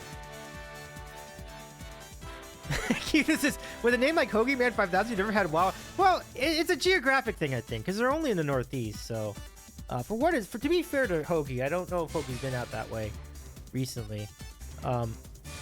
Brendan says good breakfast sandwiches too. Oh, Maryland has them. Nice. That's good to know. Oh, 1964, really? Been that long, huh? Wow. So that's when they sold KFC to, like, bigger companies. Interesting. Hoagie says, I've never lived anywhere where they call them Hoagies. Aha! I like how you put that. Makes sense. Okay. That makes quite the sense. So congratulations again to Wawa for advancing to the quarterfinals. I'm trying to figure out who they're going. I think they're going to go up against the winner of this next matchup. So Wawa will go up against who? Let's find out. The next matchup is a battle of the chickens. Like, we just had KFC, yes, but we have two primo fast food chicken restaurants coming up for this next matchup. Here we go. We do Wawa good. Nice. First, we have Popeyes, the big dog in this matchup, and boy, they're fantastic. Here we go. I mean, you remember Popeyes starting the chicken sandwich craze about a decade ago. But they also have their signature fried chicken, and many have expressed support for the spicy chicken. I do too. That's my favorite. I mean, going back to when I was a little boy, I remember always ordering the spicy from Popeyes. It was really great. Interestingly enough, the Popeyes that I grew up with is still around. It's like in the same location and everything. So it's like, it's wild that in a world of constant change, that Popeyes is still going. And it's actually doing pretty well too. The chicken sandwich clearly saved its life. But I think that's a big reason why Popeyes kept going so strongly. I do like the Popeyes biscuits a little more than the KFC biscuits. But let's keep going. So there you go. They also do, in addition to the chicken sandwich and the chicken, you've got your popcorn chicken and you've got your like boneless wings. A lot of good choices. Davey's thoughts on Popeyes biscuits. Yeah, Popeyes biscuits for me, definitely a step up from KFC. Elena says those biscuits look so delicious. Yeah, Brendan says Popeyes versus Roy Rogers. Never been to Roy Rogers, so I can't say I have an opinion on that. Brendan says love that chicken from Popeyes. Oh yeah, good stuff. The mashed potatoes and gravy don't look so delicious to me. I think it's actually, maybe they actually ground the potatoes a little more coarsely, so they're not quite as mashed, if that makes any sense. But yeah, they're fine. I don't remember anything specific about the potatoes. Yeah. The Cajun fries, yeah, Cajun fries are good too. So, speaking of the Cajun fries, these are the Cajun fries in the middle. And then these are the wings, which is a relatively new thing they do. I do like the Popeyes wings. I do kind of wonder if they're redundant, because I'm like, well, don't you already have chicken? Like, why do you need wings? But KFC does exactly the same thing, so no arguments for me. They are good. Like, I've had them, and like, yeah, the Popeyes wings are pretty dang stellar, to be honest with you. Yeah, Brandon, this is good shit. Absolutely. So, the challenger for Popeyes is going to be Bojangles. They are based in the South. They might have locations in other parts of the U.S., but needless to say, I've never been there. But they look really good. And you can kind of see that they emulate Popeyes a lot. Like, look at the biscuits and look at the chicken. It looks very similar, right? And the rice, too. So these look, they seem to also be big on the iced tea. There are your chicken tenders, I believe. And then Rahomo said last week that the vegetables are just there for show, which is probably right. I'm not really sure how much people actually eat these, but Bojangles definitely is like a Popeyes, definitely some Popeyes inspired food here. Keith says they just opened one near us. They are very good. Oh, nice. Battle of the South, absolutely.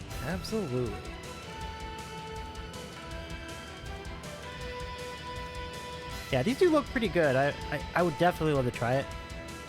So there are the biscuits again, and the mac, and the fries. They look like fresh cut fries too. And there's your matchup. It's Popeyes versus Bojangles.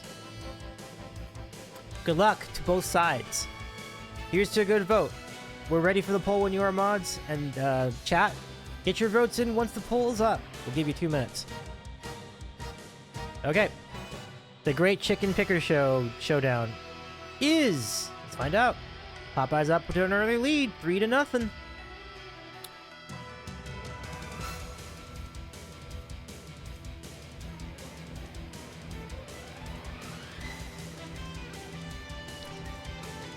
And then one vote comes in for Bojangles.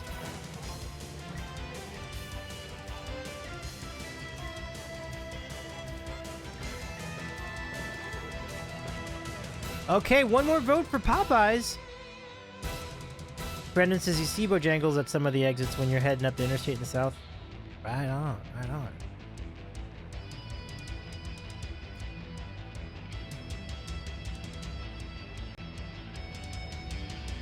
I had wondered if Bojangles was supposed to be a competitor to Raising Cane's, but actually no. Because Raising Cane's is strictly like tenders. I don't think they do whole pieces. So Bojangles is really a Popeyes competitor, and they seem to do very well for themselves, based on the photos and the number of locations. Am I hit the cookout? I am not hit the cookout. I've not heard of them. 41 seconds, 40 seconds left. As we wait out the rest of this vote, I'll get an update on the baseball. Let's see.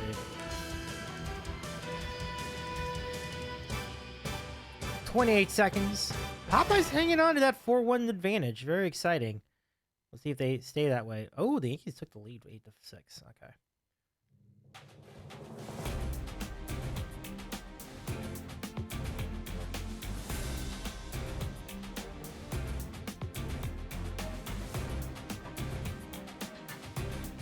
Five seconds to go. 1 second, and that's it. Popeyes, your winner. 4-1. The favorite gets it done. It was a really good. It was a pretty close matchup, though.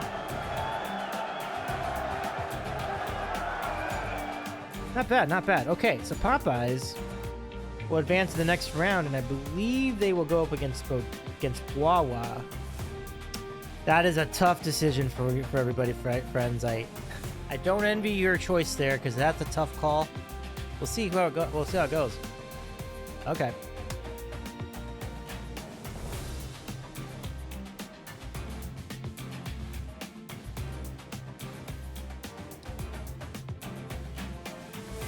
All right, away we go. In our next matchup, we are going to be looking at Chipotle versus another Texas institution. Let's go see about Chipotle first. Chipotle, like Subway done better, basically. Like fully customizable burrito. And man, and it's fresh and it's really, really good. And it's dense. Gotta have an appetite for it. But everybody remembers their famous foil, what that they use to wrap their burritos. They're huge. They are huge. Unfortunately, because I think I'm about to get my heart broken. Oh no, either.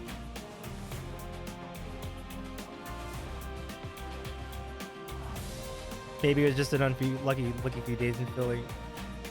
Those burritos have really shrunk lately, says Ohio. Interesting. But that's where it all happens. You can see all the different ingredients. A lot of good ingredients in there.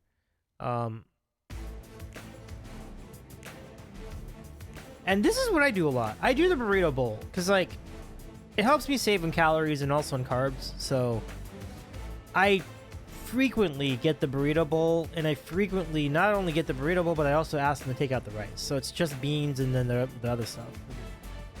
I love it. I think it's great. I think it's really great. But it's a good way to get around, like, all the carb content if you need to tone that down somewhat.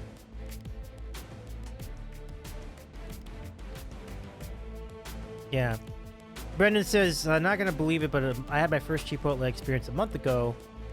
Funny, I think Wawa's burritos were bigger.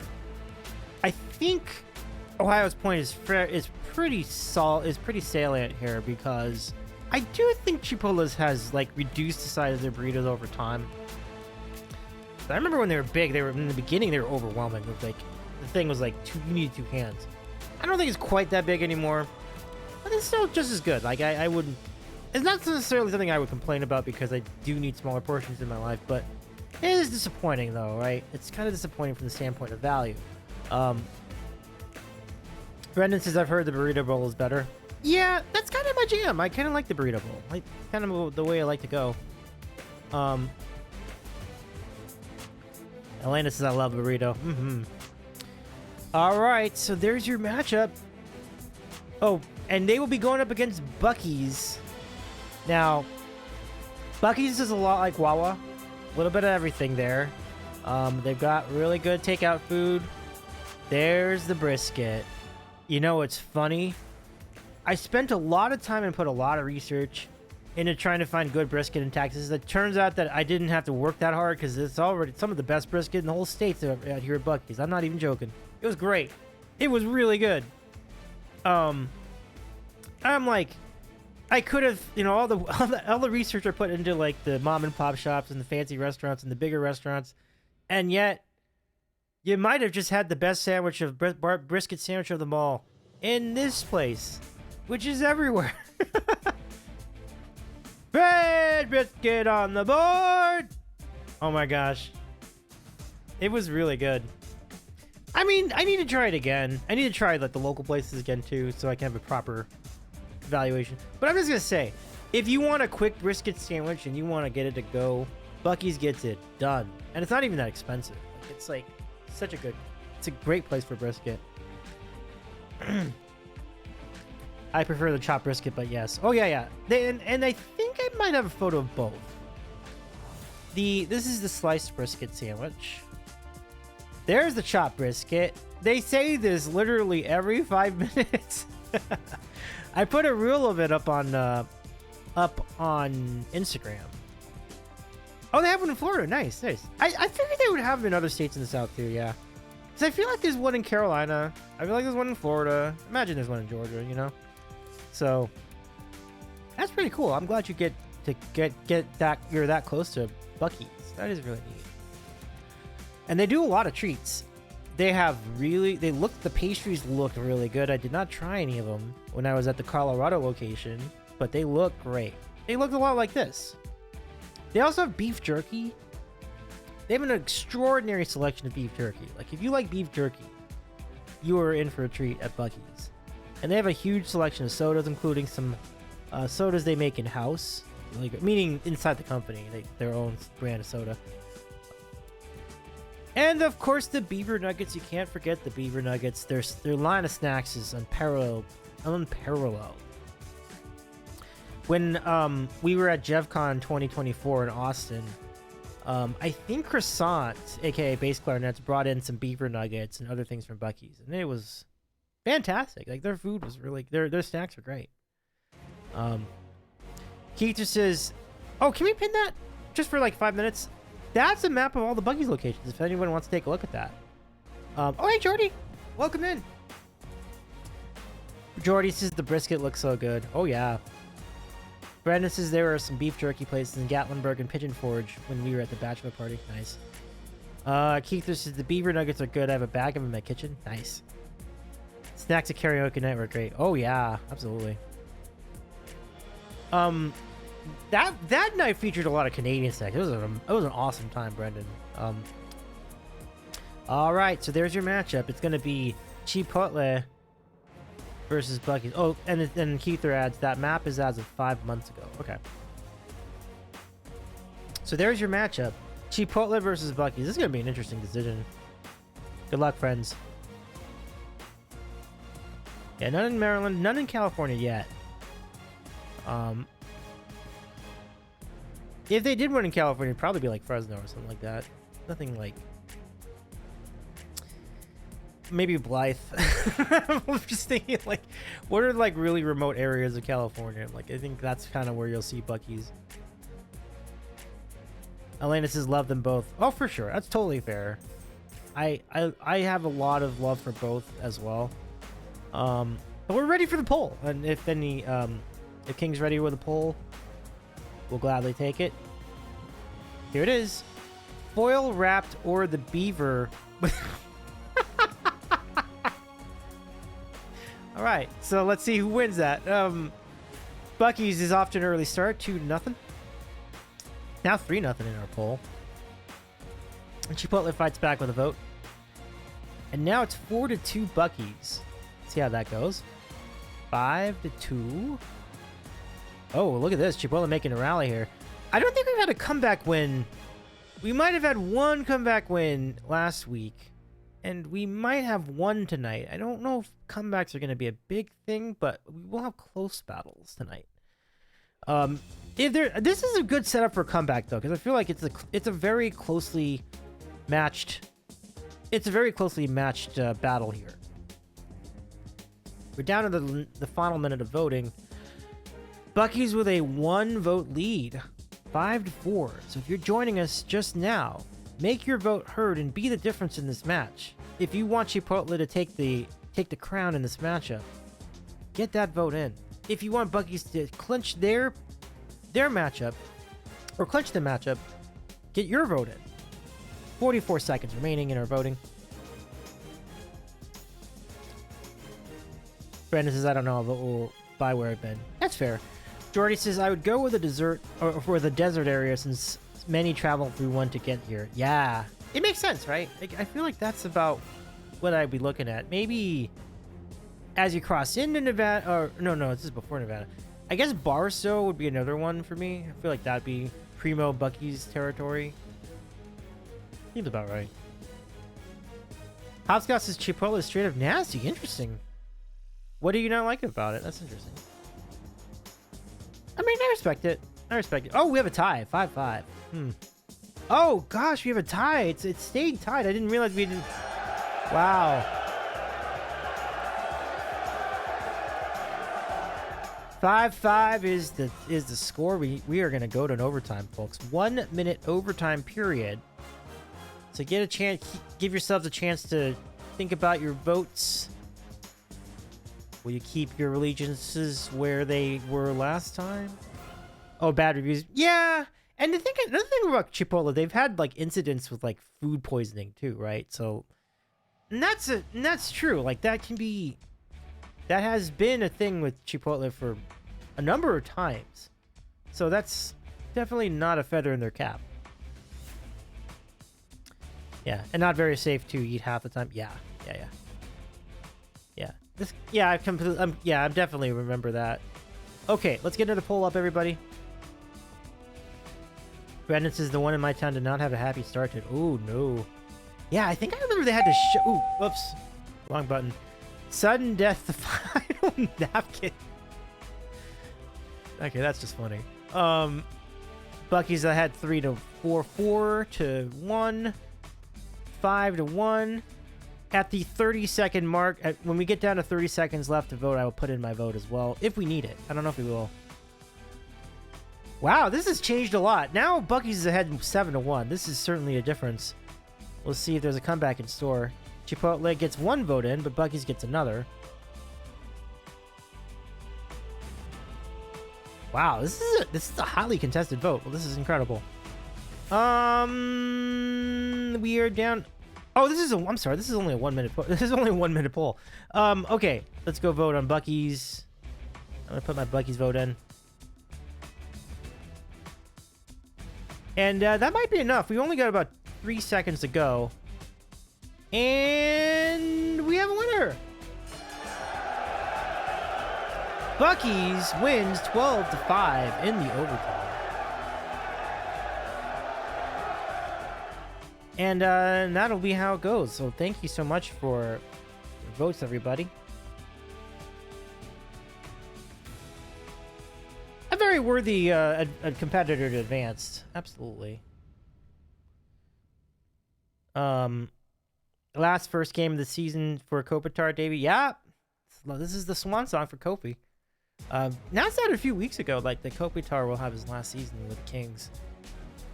What a career though. Like 20 solid seasons. Never played for more than one team, just the Kings. Okay, so Bucky's is going to advance against the winner of the next round. Now, Ohio, are you still with us in the chat? We're gonna love this matchup. You're gonna love the next matchup coming up. Here we go. The matchup is going to be Arby's versus Culver's. Are you not excited for this? This will be good stuff. Who will win this Midwestern showdown? We'll see. We'll see. We're gonna do this matchup, and then when we're done, I'll take a break, and then we'll come back with the quarterfinals of our National Fast Food Championship. But first, we settle the final of our round of 16 matchups. Here it is.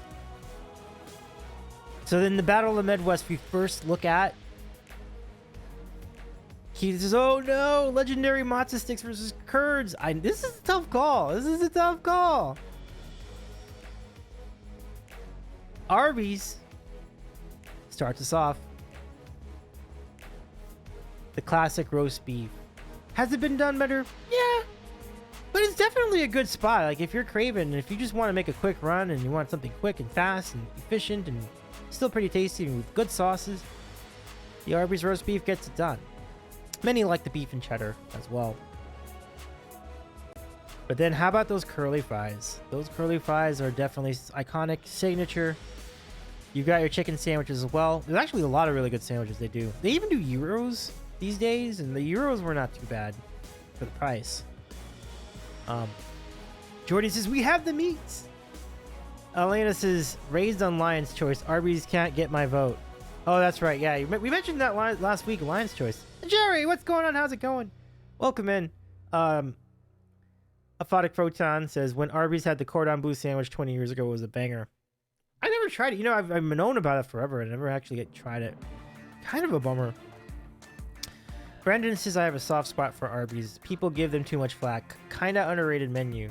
Yeah, I think the versatility of the menu, I think, is what sells with Arby's. Because if it was just the roast beef, it wouldn't get very far. But the fact that they have so many different types of sandwiches really helps them, I think. And actually, one thing that really is that I would even say is that outside of the recent experiment, their commitment to not having a grill is actually pretty amazing. And I love that they don't, except for like more recently, do burgers. Like, it's kind of nice to have that change up. And Arby's has been the continuous change up in our lives for a long time. Now, this is the club sandwich. Turkey Club. I've had this once. It was very good. I also like their brisket sandwich. That's great. That's Arby's. Jerry says their coffee shake thingies that they have are all right. Also, hi. Yeah, Keith, this is the white cheddar mac. Yeah, I've had that too. That's pretty good. Now, going up against Arby's, a very, very, very capable contender. It's a fresh one. Culver's. Home of the Butter Burger. And their concrete mixers. Their ice cream is really good. I think I only had it once. But notice that they have like the curds. You see I think Heather mentioned the curds. The cheese curds are shown towards the bottom of the photo. They're very popular at Culver's. Brandon says, how do you vote? We'll get the poll up in a moment. After we finish the photos. Jerry says, never heard of Culver's. Is it like Sonic or more like a Dairy Queen or neither? I don't know how to, I think they're just a burger place. I guess I would compare them to, maybe I would compare them to Dairy Queen, but it's like Dairy Queen with like way better burgers. Like their burgers are a lot better than Dairy Queen. There you go. That's just the overview. And then, yeah, they have shrimp. They have chicken. I was recommended the onion rings by the staff over there. That was a good call because the onion rings tasted great. Yeah. Curds and custard. It's great stuff. Stuart says, Arby's has never been a good experience for me. Interesting. Well, all the more reason to vote for Culver's then, in that case.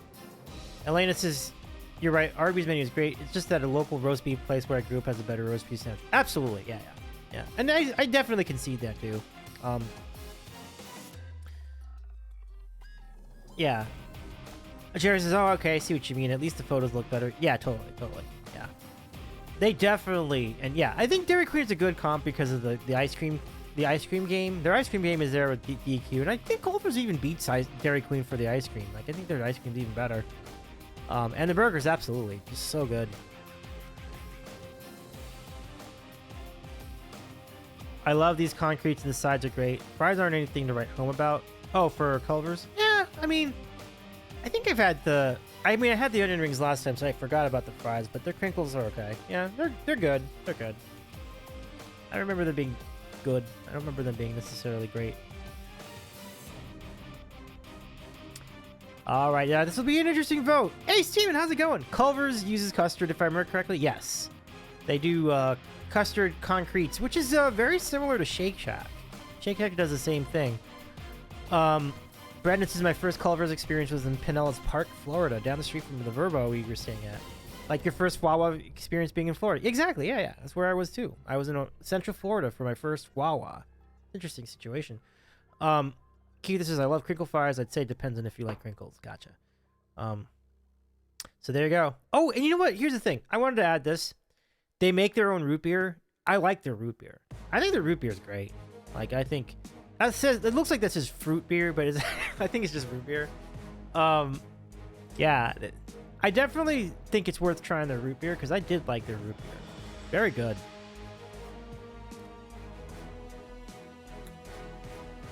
All right, so there's your matchup. Arby's versus Culver's. A battle of the Midwest. Good luck, folks. Who do you have in this matchup? Get your votes in. So to vote, you'll see a poll come up. And then as the poll comes up in your chat, if you don't see the poll, refresh your screen. If you're on mobile, come out of the channel, come back in. I think you can vote on mobile. I'm not sure though. But if you're not on mobile, if you're on desktop and you do not see the poll once it goes up, refresh your page.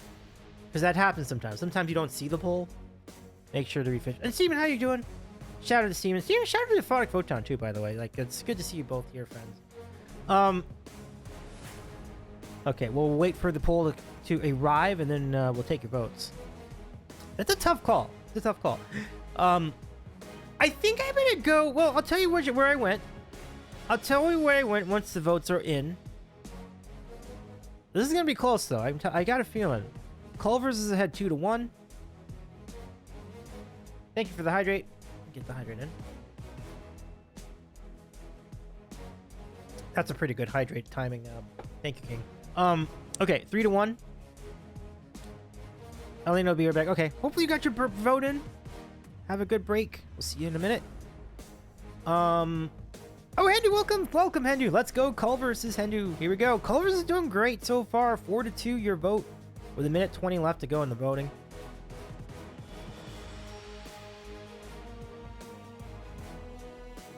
Oh boy, here comes Arby's though. Starting to fight back into it. Yeah, this is a great battle. This is great. This is Culver's forges ahead again, and now it's 5-4 in favor of Culver's. This is tight. 1 minute to go in the voting. You can't ask for a better matchup so far in a round of 16. This has gone very, very well. Karis is happy to be here. Happy to have you here, friend. Glad to have you here jumping in on these votes. 43 seconds. 41 seconds, 40.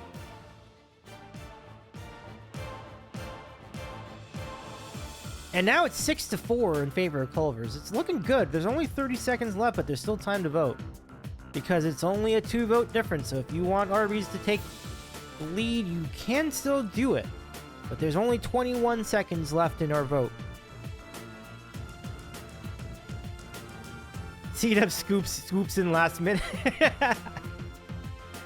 That would be pretty epic if C-Dub did swoop in. But remember, C-Dub is a big fan of Culver's too. Like, C-Dub loves both places. He's expressed some love for Culver's over the years too. I remember that very well. I remember one time. Well, let me get to the story in a minute. Culver's is your winner, 8-4, with a late surge to ice their ice cream their win. That's a great showing by Culver's. No easy feat beating out Arby's. So congrats to Culver's for getting the W. Vote for the Kurds. Let's go. Yeah, Brendan says, oh, that's right, the Wisconsin native. Absolutely. Culver's is Wisconsin's own. So truly this is a big matchup for C-Dub. Like, well, shout out to C-Dub just for like having this matchup. It made me think of him instantly. I'm so glad that they both got to match up against each other. But I'm glad that Culver's won. Yeah, totally. Very deserving winner. So let's go look at who's we have then.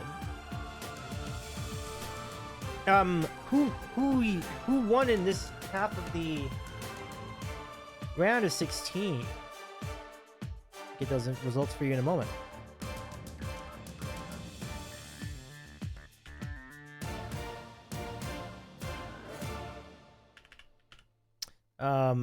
But yeah, the Popeyes Bojangles battle earlier, I definitely could see that going either way, even though Popeyes definitely has a much bigger brand presence. Nevertheless, it was a great vote.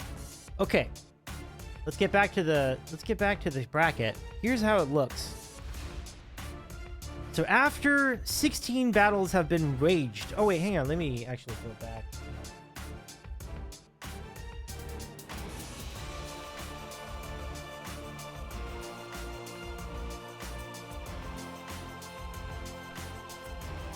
Okay, almost there.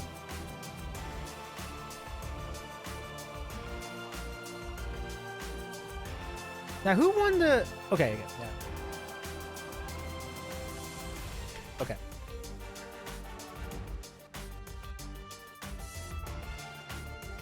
All right, so here, Popeye's biscuits. Oh, I know, aren't they so good? So here's how it stands after the round of 16.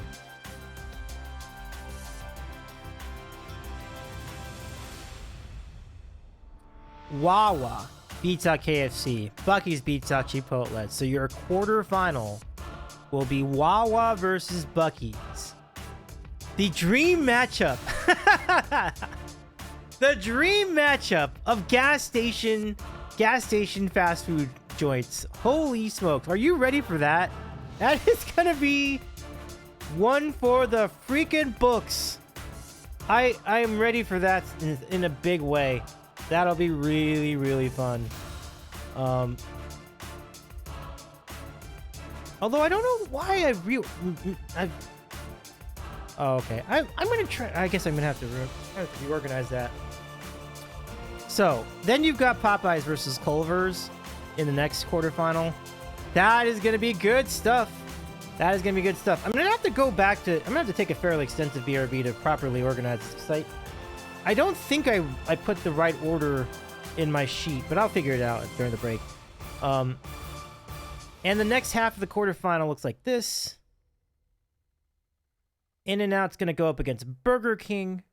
And then you got Voodoo Donuts versus Pizza. Wow. That's kind of neat.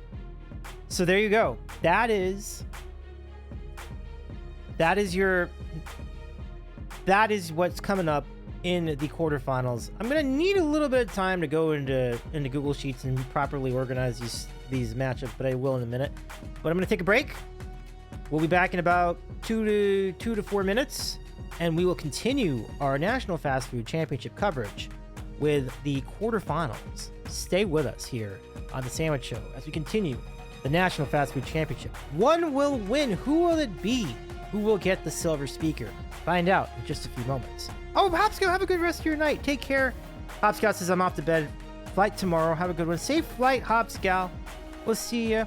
See you in about a week. All right. We'll see you soon, Hopscout. Take care. Have a good one as well. Thanks so much for stopping by. All right. Don't touch that dial. Absolutely. We'll see you momentarily here on the National Fast Food Championship.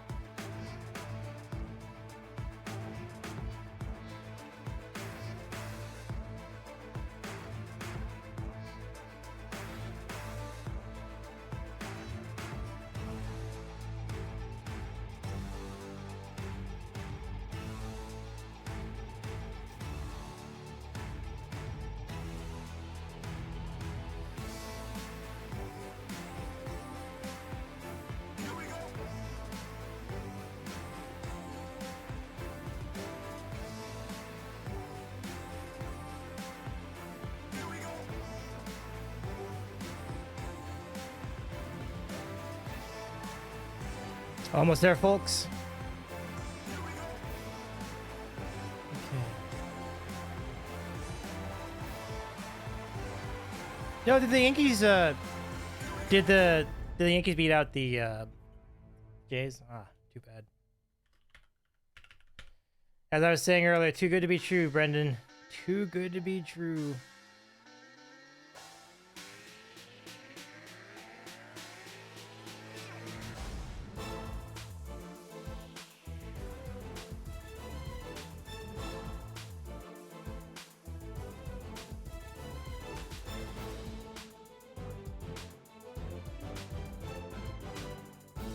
Okay, one more matchup for me to sort out, and I think I got it.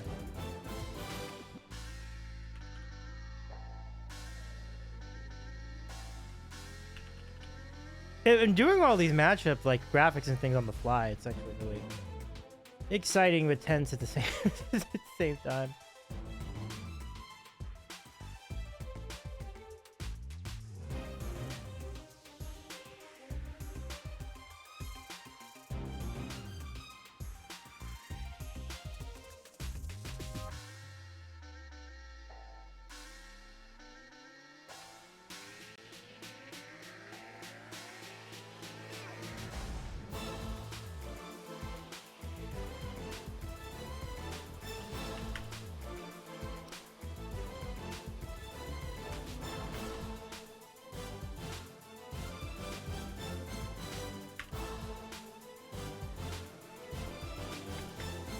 Okay. Okay, almost there. Just gotta do one more thing. Let's go to the bathroom. So give me a second here. We'll set this up in a minute. Okay. Glow for Copa Tucker. Very nice. Okay. Be right back. Just give me like 1 more minute, and we will pick it up here on the National Fast Food Championship.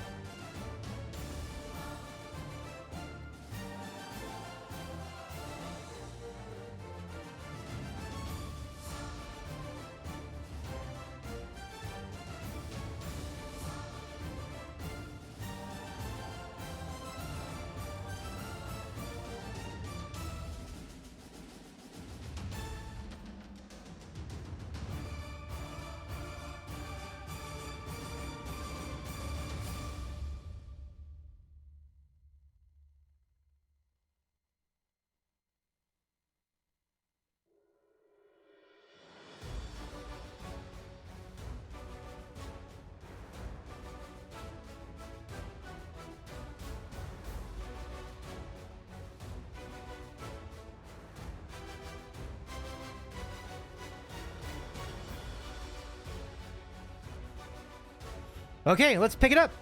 Let's continue with the quarterfinals of the National Fast Food Championship.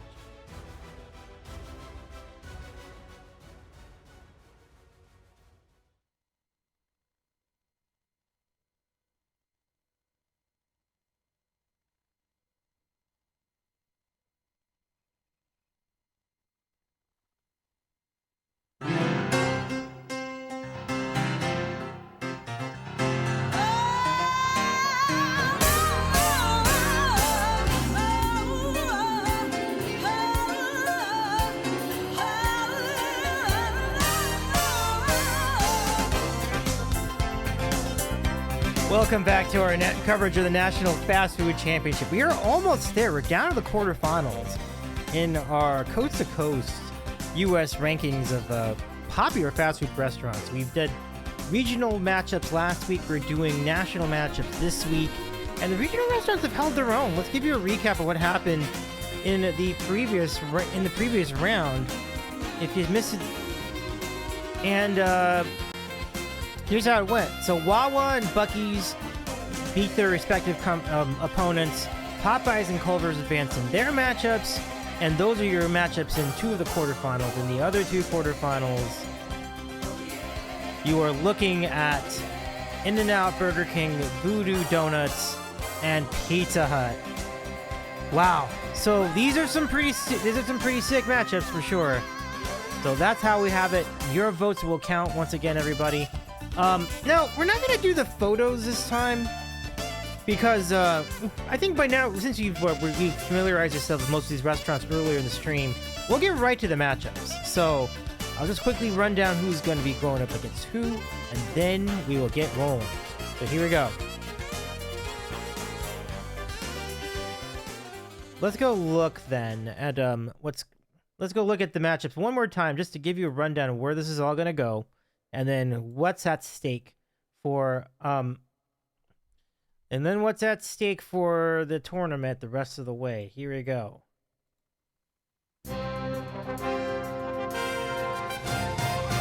Oh, there we go. Okay. So, with only 8 teams left, there's only 4 matchups here to decide. Your votes are going to count. So let's look at this again as we start the quarterfinal round. So here's how it looks. Again, In-N-Out Burger King, Voodoo versus Pizza Hut, Wawa Buc-ee's, Popeyes, and Culver's. It's just that simple, and that's all that's left to decide our title. It's been a great battle so far, and we'll see how it goes. I mean, you can see these are really closely matched up. I mean, In-N-Out and Burger King, 2 really popular burger places, and at this point, pretty much everybody around the country knows about either one, even though In-N-Out's a regional chain. In terms of regional representation, out of the 8 regional winners, I believe 5 of them have advanced into the quarterfinals. That's really good. That's really good. So a pretty well. I mean, you were kind of hoping that would happen because you want to see some love for the regional chains, and boy, have we gotten it here. So we'll see what happens in these matchups. Good luck to all. Let's see what happens. I love that. That's what I love about that song. Brendan says this is giving me ESPN vibes. This music is really good. Like I really like this particular cut. All right, quarterfinals underway. King says, "Let's get ready to crumble." Let's go. So again, our first matchup of the quarterfinals is going to be In-N-Out versus Burger King. Burger Battle of the Ages. Oh yeah, thank you, Brendan. I'm glad you like it. The music and the graphics they're commentating. That was like one of the things I really enjoyed about Pets at Twitch too. Like we really put all that into the production. So here we go. Away we go.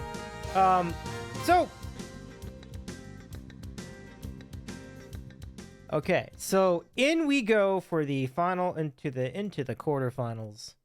Our first matchup, as we talked about earlier, is going to be In-N-Out versus Burger King. Get ready, y'all. Get your votes in. Here we go. Here comes the poll. Let's see who ends up on top here.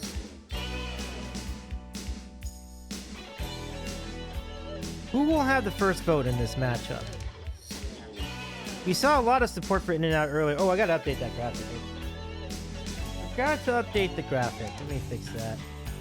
I might have to do that with all these. Sheesh. There we go. That's better. Okay. It is actually a tie. 1-1. Wow. In-N-Out nudges over Burger King for the lead. Now they're ahead by 2 votes. 3-1. 4 votes. What a start for In-N-Out as we round out our first minute of voting.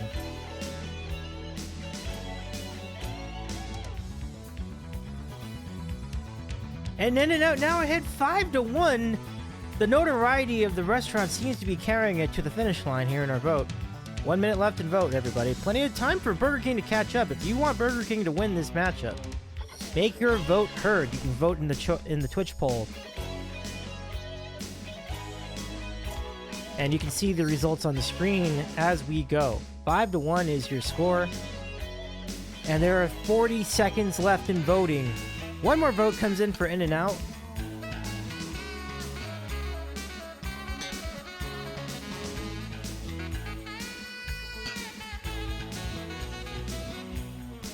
Okay, I think I have the proper graphics the rest of the way. Let me see if have we enough to finish this.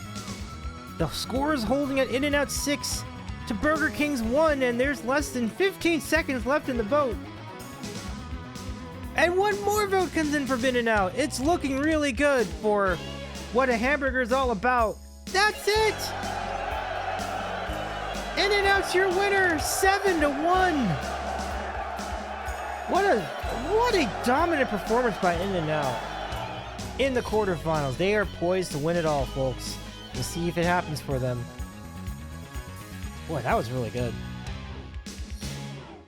Congrats, In-N-Out. Wow, that was not a surprising result, but definitely an impressive one.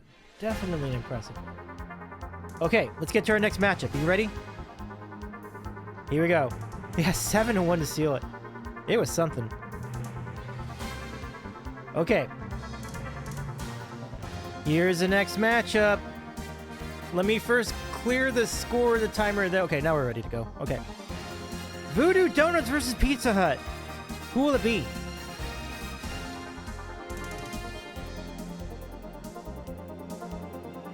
Who will it be, friends? Who will it be?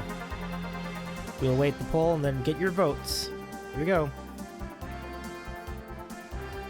Quarterfinal number 2 underway. Voodoo had a lot of votes in their round of 16. So did Pizza Hut, for that matter. They won 6-3 over Giordano's. But so far, it is Voodoo Donuts with the advantage.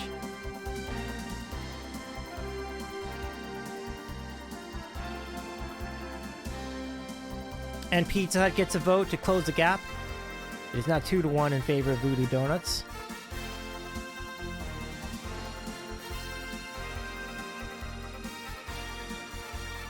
Elena has got to represent for the Pacific Northwest. Let's go, Elena! I love it. It's a pitching duel here between Voodoo Donuts and Pizza Hut. Very interesting. And now we have a tie. It's all tied up at 2 between the two franchises. Down to a minute to go in the vote, everybody.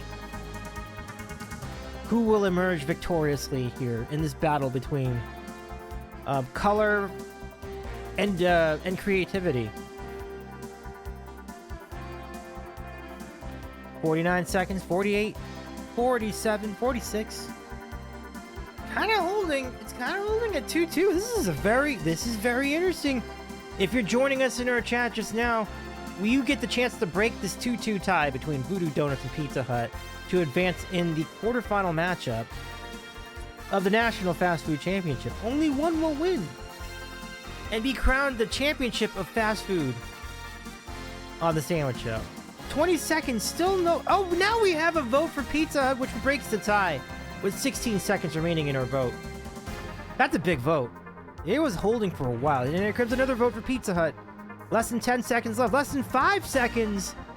3 seconds. 2 seconds. Another vote for Pizza Hut. I think that's going to do it. And we have a winner.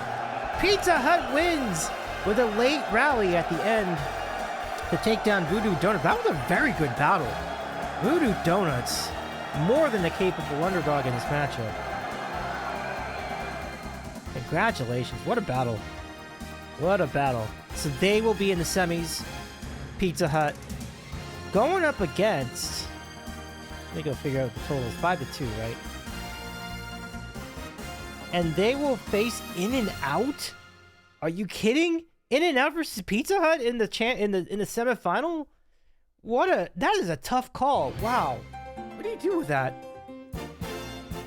Aw. Redness is sorry, Elena. I'm sorry, Elena. Voodoo Donuts really did a great work for themselves, though. Tremendous showing for Voodoo Donuts. What a run, making the quarterfinal in this tournament. But that's your final. We have 2 more quarterfinals to go. But before we get there, let's talk a little bit about what's left. So, Keither, are you with us at the moment? I know Keither might be on mute, but Battle. I'm putting that in the chat so Keither can see it.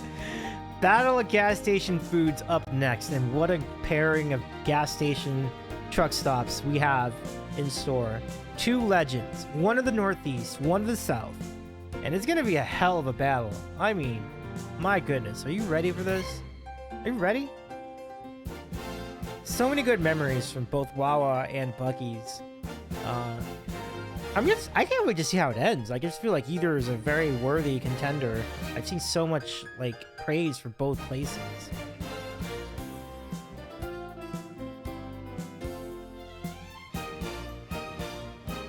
Call your shot. Who are you rooting for in this matchup? And then get your vote in and make it happen.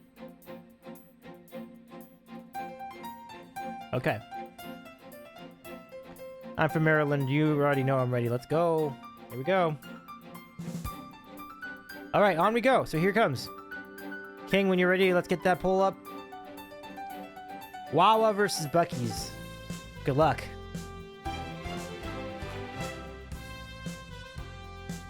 Okay, here it is. Who has gas? Who has gas? That's great. All right, so let's see who breaks it. Okay, we go. Wawa breaks the ice. Buc-ee's gets 2 votes. Yeah, this is gonna be tight. This is gonna be a battle. Oh my gosh, it's tied at 2. It's tied at 2. Where's Hoagie? I think Hoagie's voting. We'll leave Hoagie's in there here with vote.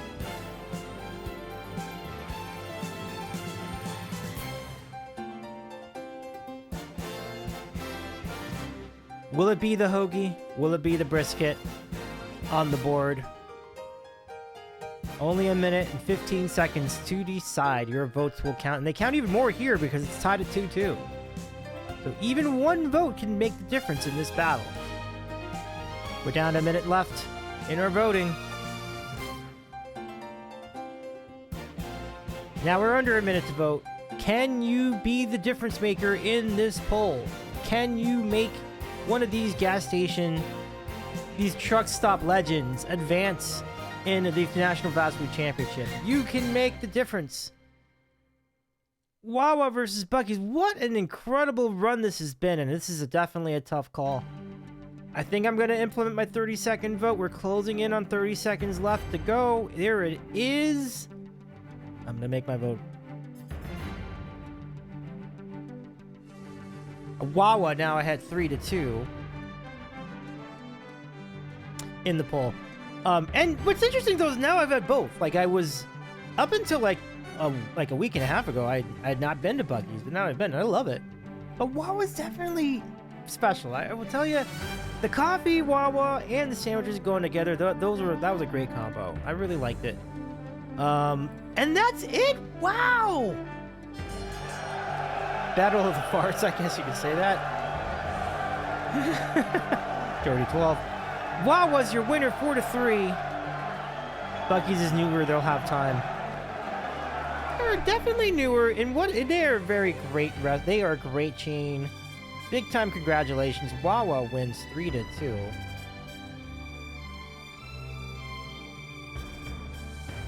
That was really fun. So we have one battle remaining. Mid-Atlantic gang, nice. All right, let's reset the scores. We're down to one more.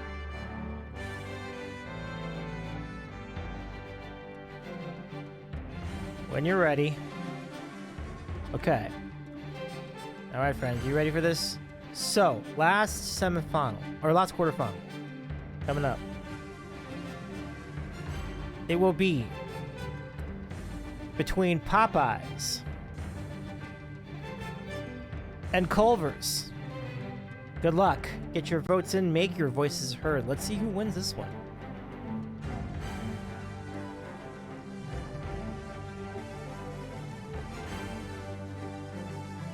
Okay, here comes the poll. Let me see who's got the early lead. It is Culver's.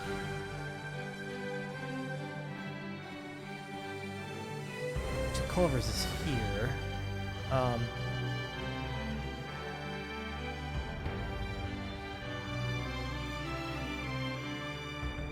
And now we're to deadlocked at 1. I don't know how to decide that. This is hard. I have a lot of love for both places. I don't think I'm going to vote on this one. This is a very tough decision. But if you have a decision, feel free to throw it in. Minute 20 to go in the votes.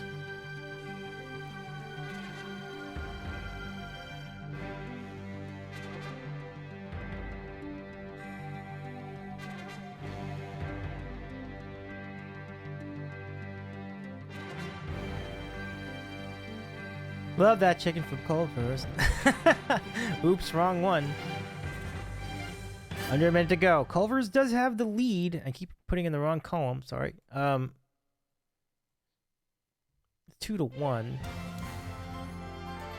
Riding in the city of New Orleans from Chicago to NOLA for this one. And Culver's gets another vote. 3-1. 37 seconds left. Can Culver's hang on to a narrow 3-1 lead in this battle of foods in the quarterfinal? It's our last quarterfinal. Then we go to the next round. Let's see, 23 seconds to go. As I mentioned, I will not put my vote in for this one. I feel like we've got a pretty good representation. There are only 10 seconds left in the battle between Culver's and Popeyes. And Culver's gets one more to extend their lead. And 2 more! Oh, this late voting is big. Culver's is your winner. 5-1 with a very late surge. Congratulations to Culver's out of Wisconsin, advancing into the next round. So Culver's will be your semifinalists as we go into the final stages of the National Fast Food Championship. This has been exciting. Okay, so what we're gonna do, we're gonna give this about a half an hour, and we'll pick up the next round at midnight Eastern. So we're not gonna wrap this up quite yet. We're gonna give this a little extra time. So let's just chat for a little bit. Congrats to Seaman, C-Dub, and Hannah. Absolutely. Big shout outs to our friends Steeman and Hannah, Rebecca, and Steeman Friend and C-Dub Guitar. But yeah, I hope you've enjoyed the action so far. This has been really fun. So I appreciate you all jumping in on this. This has been really great. So we'll give you a timer. We're gonna pick this up at 9 o'clock. So I'll start the timer now, and then we'll see what happens. But we'll just do some chatting while we wait for the wait for that to go down. So let me just go here, back over here, just take this timer, and then we'll just put that on screen. I think it might already be on screen, but I just put it on screen again. Okay, so then I'm just gonna go. What am I gonna call this?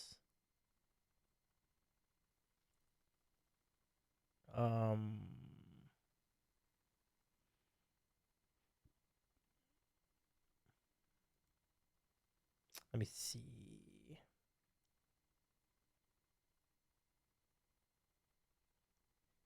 Is that what I'm gonna go with?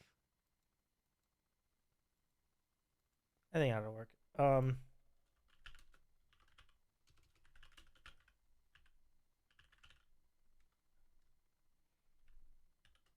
Okay. So let me see. Right there.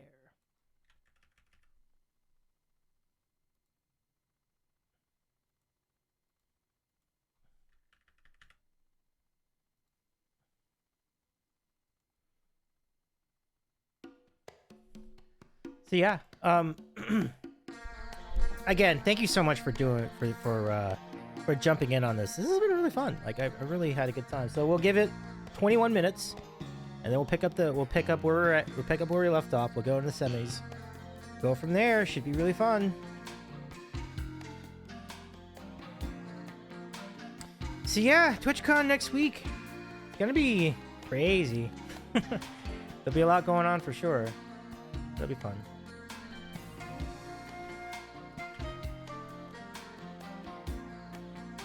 Pizza Hut win? Yeah, they did.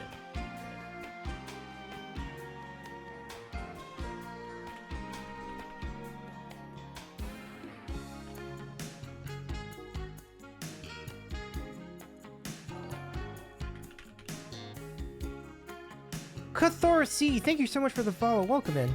Nice to have you join us here on the in Sandwichville. Thanks so much for the follow, my friend.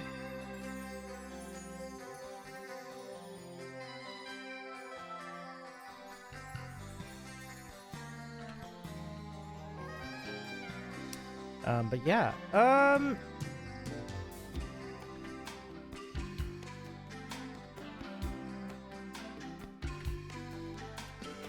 so I think the next one is colors.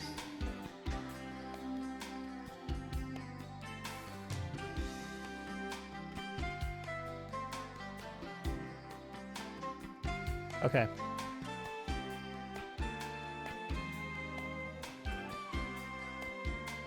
How's it going, Thor? Hello to you too. Jordy, how have you been? Happy National Taco Day, by the way, Jordy. I just wanted to catch up with you. Cathor, I saw that piano in the back. I was wondering if you can play something for me. Not tonight. We're not doing music tonight, but maybe not. But thank you for asking. We're not. Our stream tonight is basically a chatting stream, so. But I'll play music on other nights, yeah.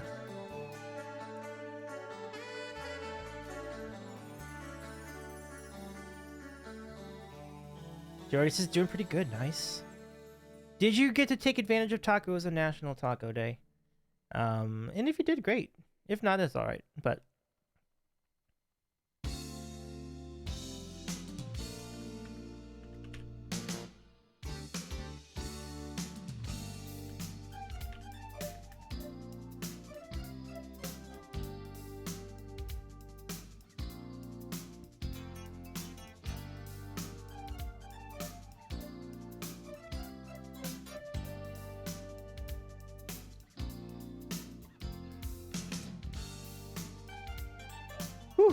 You know, it's crazy. It's really crazy just how fast paced that was. Like, we went through a lot of matchups, and like the 2 hours we spent in this tournament so far went by really fast. It was really crazy how quickly that went.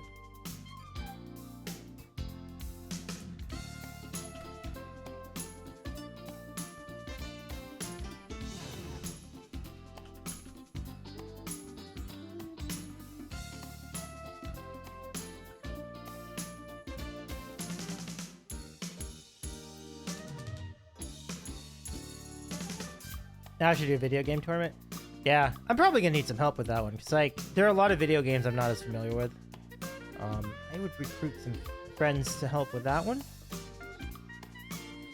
And I think you would probably have to narrow it down too. Like, I think there could be like video games of the 2020s, video games of the 2010s, you know what I mean? Like, that would be the way I would do it.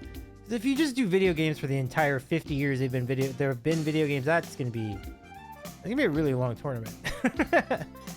But I think if you break it down into like best video game of, you know, like best video game of the 70s or best video game of the 80s, and then 90s, 2000s, 2010s, and every decade has like really good ones, right? So like Grand Theft Auto would have been big in like I don't know, was that 2000s, 2010s, right? And then Fortnite would be like 2010s. And then, what's a really big one like of this decade? I'm trying to think. The Last of Us, right? Wouldn't that be kind of in that neighborhood? That's probably a big one. So, yeah, I mean, it pretty much gives you the picture.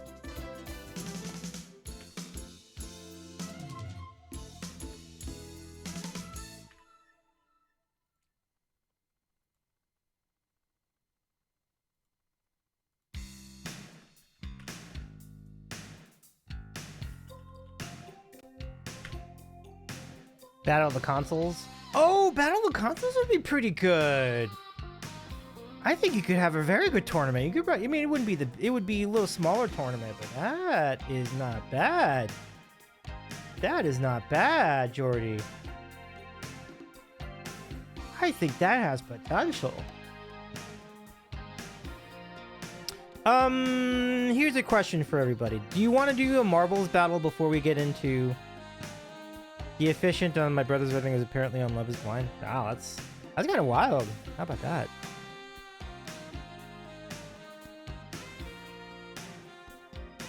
Yeah. Okay. Okay, let's do some marbles. We'll do a round of marbles while we wait for... We'll wait out these in the next 20 minutes.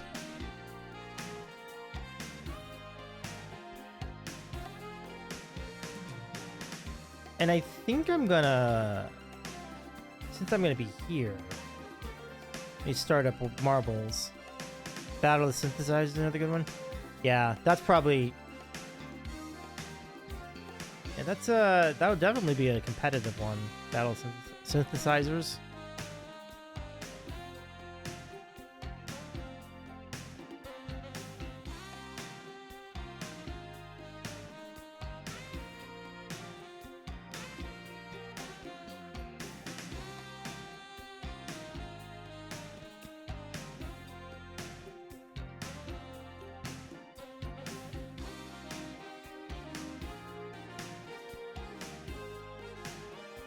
I don't know if this will work. Let me see. Yeah, it works all right. Hopefully that doesn't get in the way too much. Oh, shit. What happened over here? Did I stop the timer? Oh, no, we got it. Okay. Confused for a second there. Okay.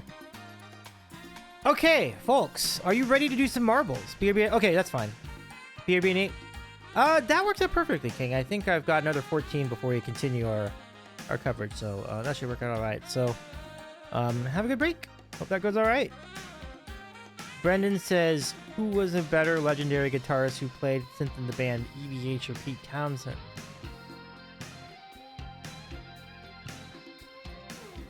Honestly, I'd probably go on Edward Van Halen on that. He played some virtuoso stuff. Like, it was really good. Like, if you compare, like, the solos for, like, I don't know, Baba O'Reilly with, like, Jump. I think the solo for Jump is, like... It slaps. It's really good. So I'm probably going to go EVH, the late Edward Van Halen. Okay, who's ready for a race? If you want to join the race, all you got to do... It's even easier than the voting. All you got to do is use !play, and you'll get to play. So let's go and play. How do I actually play this song? This says few will survive. Let's see who survives this. Let's see who survives. Will anybody survive this? Use !play to start.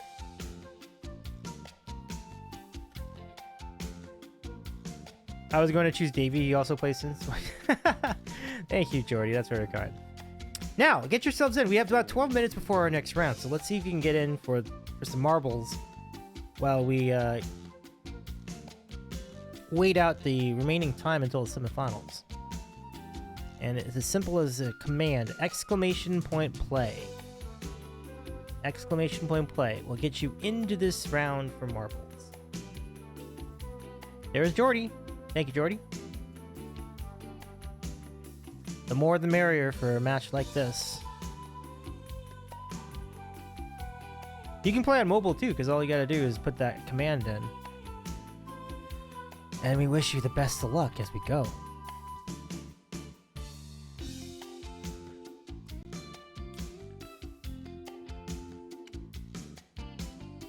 Let me see where did I end up putting my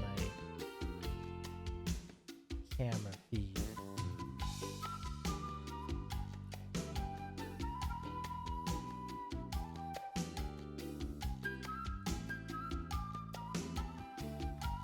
There I am. I might want to put myself a little higher. So let's do that.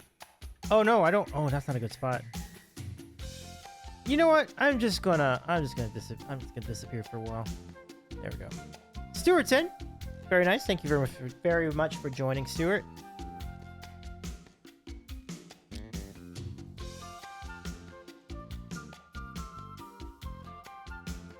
Okay.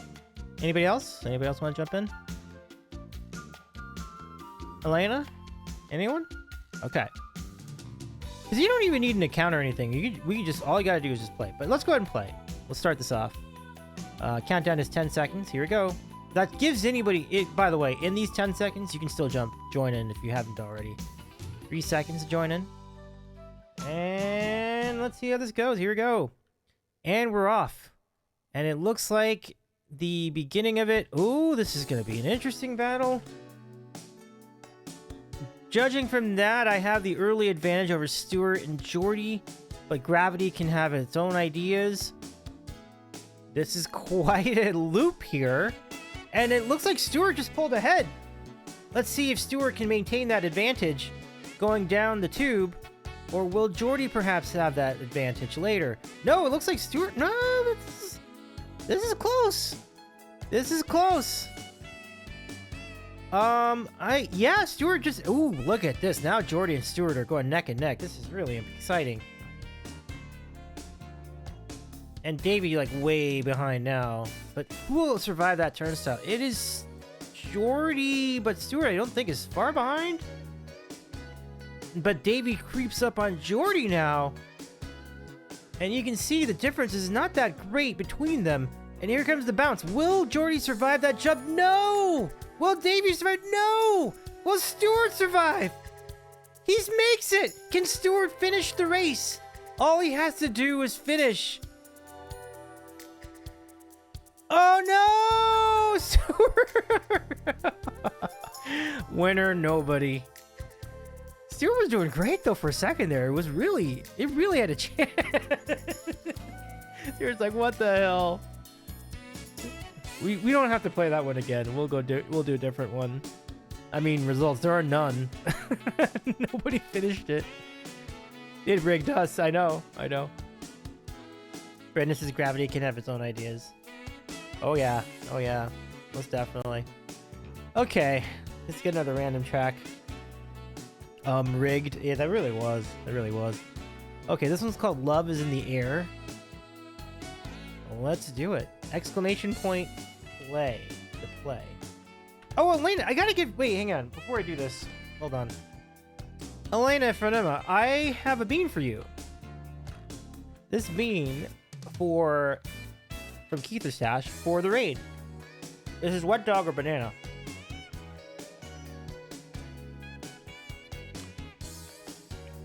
I'm undecided. I think it's wet dog. It's okay. Majority of Dina being boozled, naturally. Let's do a quick one. Did you say my name? I did a Bean Boozled. I did a Bean Boozled just now. It was a banana bean, I think. Banana or red dog. To thank you for your raid. I'm sorry I did that so late, though.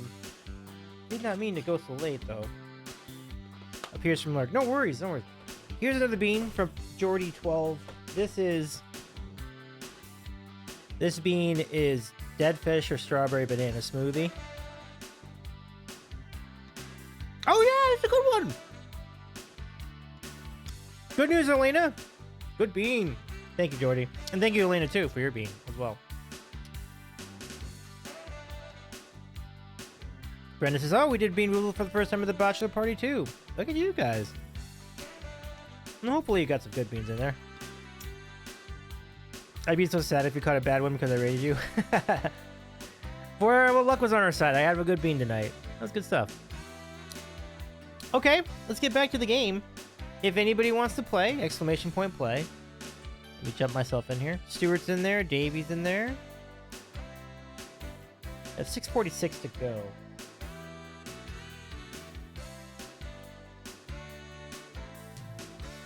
And there's Jordy.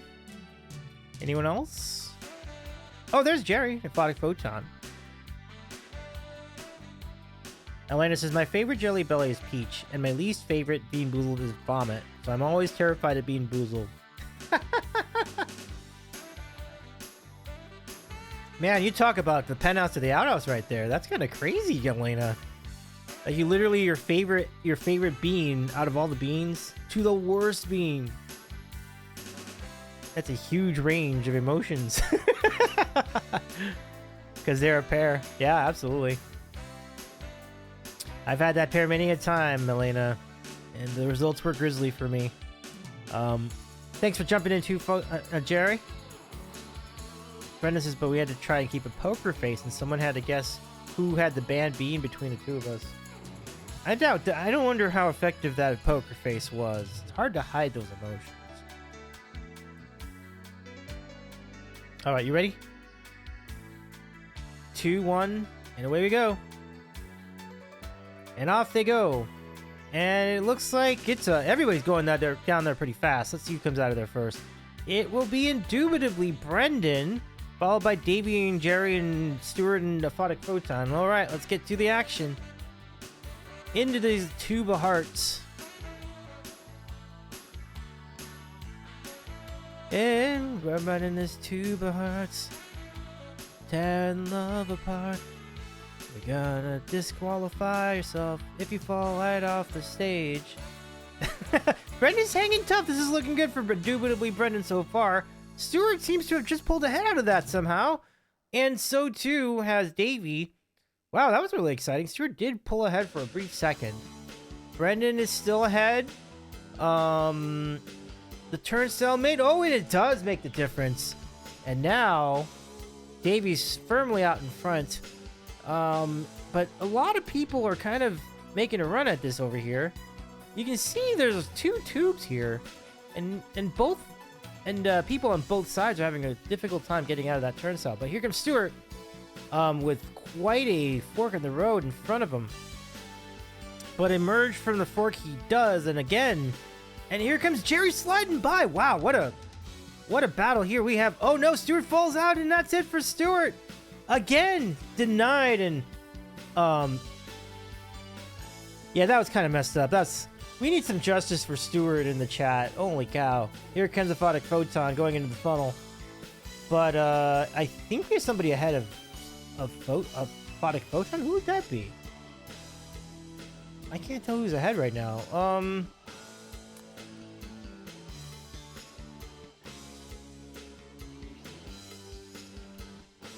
Oh, this is really interesting. I think the scorekeeper is having a tough time telling who's in first place because of all the twists and turns. It looks like I might be ahead. It just depends on where that marble goes from there. But you have to get in this hole, and Jerry does not, but look who does. I think it's Jordy or indubitably Brendan. I can't tell who that is. But somebody's way ahead of everybody. And it is Davey with the finish, but somebody else came in ahead of that, though. A little confusing. Aphotic Photon in second place. Jordy in third place? No, Jordy's still going. But here's Jordy. Able to complete the... Oh, I think that's the corpse of Stuart AX Marble. Okay, I think I won that. It was crazy. It was hard to keep track of that one. Oh, that's the pace of the record, not a marble. Oh, okay. I was a little confused. That was a very popcorn race. It was a really exciting one. All right. Brendan says, oh, you knew it was you. All right. Well, that was a tight race. Good times. And Jerry right behind with only a 6 seconds differential between Davey and Photon. So, let's get another track in place. Really rigged, says Stuart. Got jobbed pretty hard in the last 2 races. Hopefully better luck this time. Twists and Turns is the name of this one. This will be our last contest until we get back to the action in the National Fast Food Tournament. So, exclamation point play.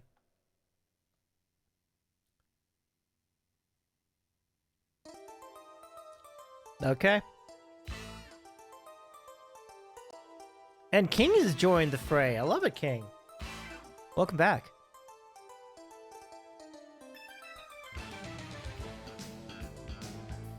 Jordy's in as well.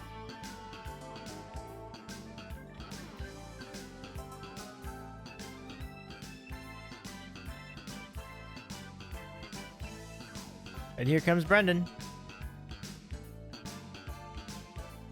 I think that's everybody, right? Is there anyone else? Is there anyone else? I think that's everyone. Okay. Let's start this off.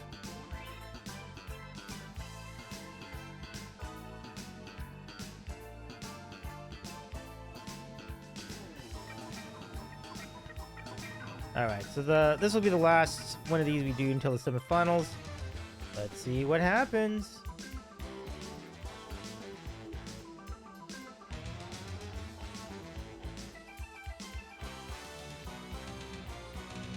Oh boy, look at this battle we've got here. Brendan and Jordy and King and me and Jerry. I mean, this is neck and neck right now. Let's see who emerges out of the funnel. We're going to take you down to the funnel. That didn't go so well. But here comes Davey. And here comes Brendan. They're going to take different paths. Let's see which path works out the best. It's tight. It looks like Brendan just crossed over past Davey and into the traps. And Brendan emerges from that too. Let's check in on Stuart while they sort that out. Stuart seems to be solid so far. Making the turn. And yeah, Stuart's keeping pace with everybody else. This is looking good. Brendan's currently the leader, although the scoreboard may not know that. But it's very, very close. You can see there are three marbles in play, and with the different paths involved, it's truly anybody's race here. And here comes the big funnel. This will make some decisions for us. Here comes Brendan out of the funnel. It looks like both sides, both the left and the right path, are about the same. There's a turnstile on both of them. It's symmetrical, so I don't really see an advantage for either end of this. Davey makes it through okay. Brendan's kind of sticking around there. Get a little bit stuck. Here comes Stuart. In fact, Stuart actually whizzed through everything and is now ahead of everyone as we go into the final spiral, we think. Yeah, here comes Stuart. I think Stuart's going to get it, or is it King? Oh, no, Stuart's hanging on. Yes! Stuart, redemption! First place, and here comes Davey just behind in King Dambreaker. And indubitably, Brendan. There's Brendan. And Jordy. Does Jordy make it too? Jordy's close. Can Jordy finish the race? Yes! Nah, we love that, Stuart. We love that for you, Stuart. Congratulations. Let's go, Stuart. Stuart's is winning. Let's go. Oh, man. No one... Stuart deserved that big time. That is a great finish. It was a very tight battle. Only 4 seconds separated third place from first place. That was how tight it was in this Battle of Marbles. Really, really good. Stuart's is dying twice before winning doesn't feel like a fair trade-off. But I'm glad you got the W at least to finish strong. But that was really nice. So let's go. All right, so we're done with that.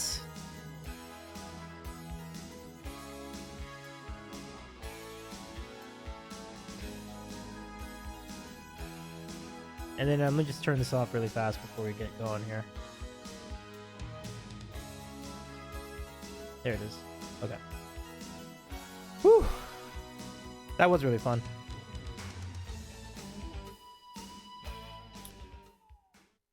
Okay, so let's set up our semifinals. Here we go. So no, I don't need to play the whole intro again. So let's just get right to it.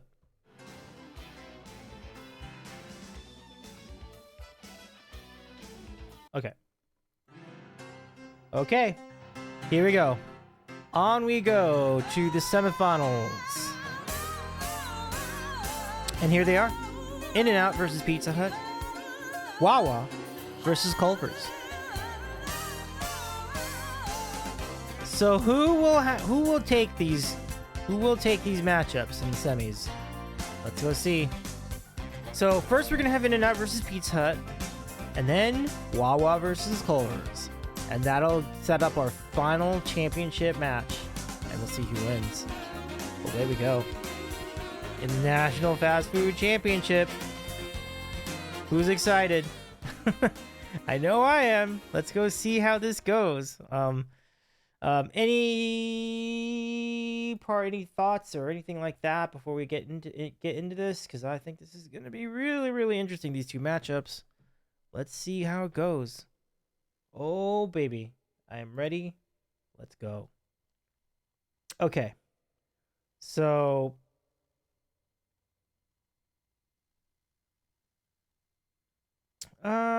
Okay. Here we go.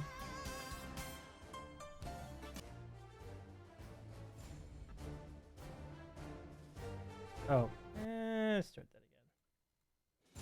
Okay, semifinals time. Good luck. We'll be ready for the poll when you are. Oh, it's already up. Okay, sorry. Shoot.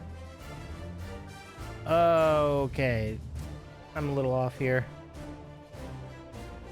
I will get the score and everything going in a second. Timer, I'm not gonna be able to do timer because I was so far behind I didn't. So let's just give you the scores. Okay, it's 2-2 in favor of nobody. It's a tie score. So I will verbally tell you where the timer is.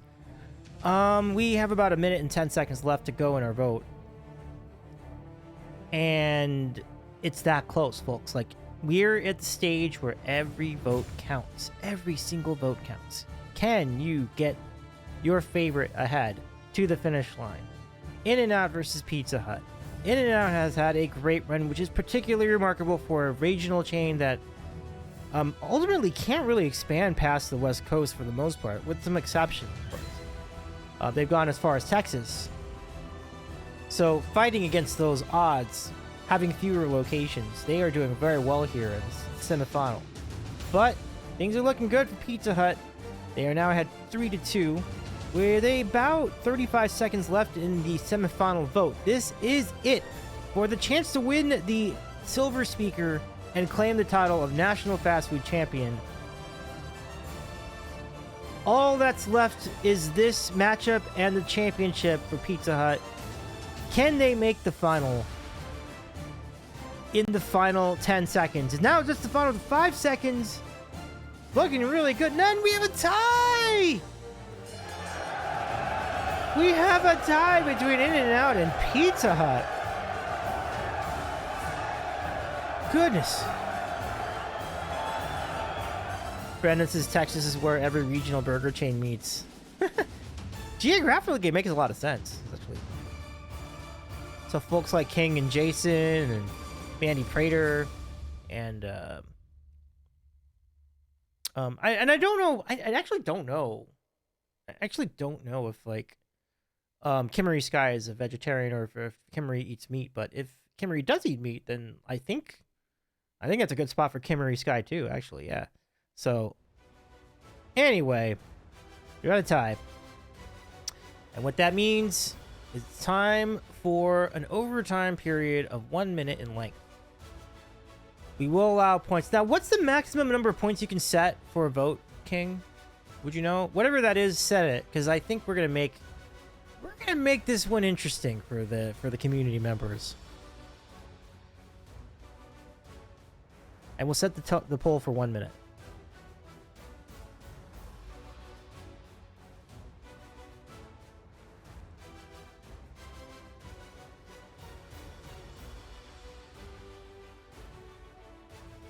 But really, In-N-Out has just had a remarkable run in this tournament, and I certainly foresaw semifinal, final straw. We shall see indeed. I'm curious how many votes it would take. We'll see, but I'm gonna go let this ride. I do believe points are a lot. I just don't know how many points you can. But I want max points for each vote here. I don't know what max points is. If it's only 1,000, then I guess that'll be it. But get your votes in. We only have a minute to vote, and actually now it's only 40 seconds. So Pizza Hut is winning 2-1. Only 2 matchups remain in the semifinal here in the semifinals, and then you have your championship match. And very worthy contenders have made it to this point in the match or in the tournament. It's really been great. Oh, 10K is your max? I'm here for it. Is someone willing to make the leap for their favorite restaurant? Thanks for that information, Elena.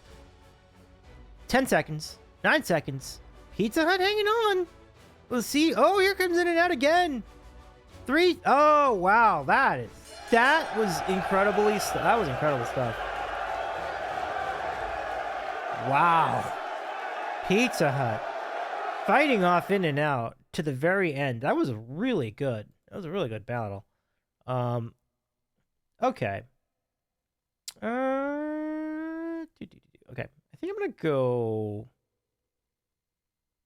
Okay, I think I'm gonna do this one. I think I figured out the music for the next round, for the next matchup. But that was an awesome battle. It really was. So Pizza Hut beats In and Out 3-2.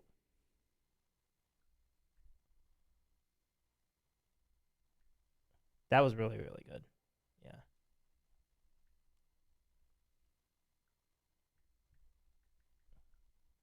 Davey has to buy from the winner. Well, let's see. Are all the remaining chains places I can go to? Let me see. I think WoW would be the one where I couldn't, but I think they would advance, right? Yeah. So that's gonna be interesting. I'm gonna have to do another coast to coast trip again. We'll see. We'll see. But let me clear out these scores and get ready to go here. And now, let's do last matchup of the semifinal. Second semifinal. Here it comes. Well, you'll have to come visit me. Happens.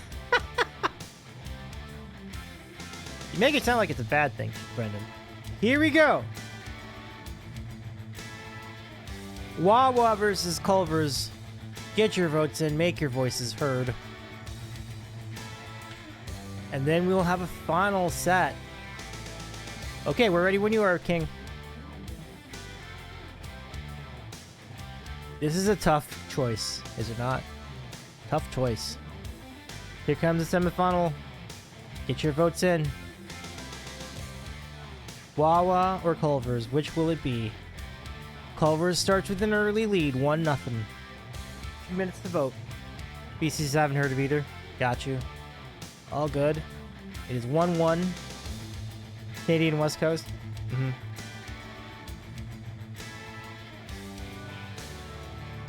And we are about 30 seconds into the vote, which means there's plenty of time to decide this national semifinal. Midwest versus Mid-Atlantic. Yeah, this is strong support we saw from both sides of this matchup. Let's see where this goes.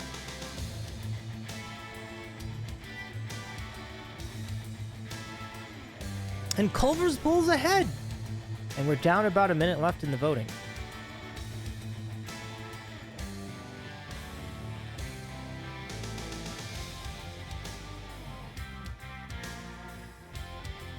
Elena's is both very, very worthy. Absolutely. Absolutely.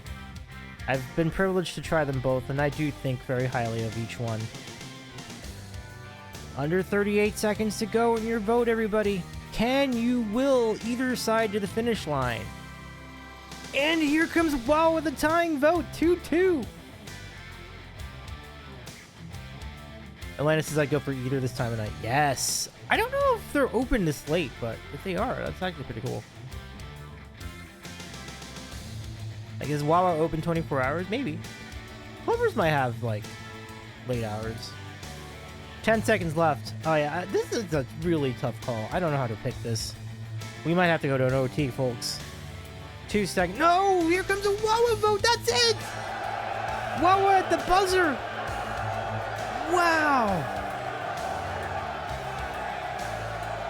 Wawa at the buzzer beating out Culver's. What a battle. That was really exciting. Congratulations, Wawa. Amazing finish. I'm honestly very surprised at that. That was really good.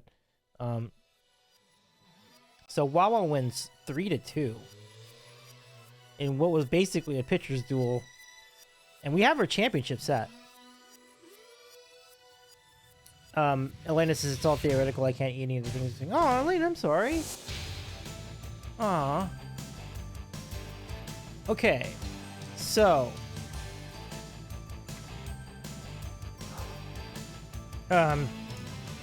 I was trying to catch my breath. That was very exciting. Very exciting. So let's go see about it.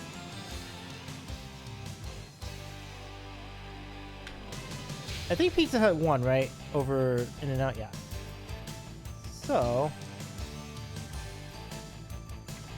I bet you some people were not expecting that as a championship. I'll tell you what, that is a very interesting one.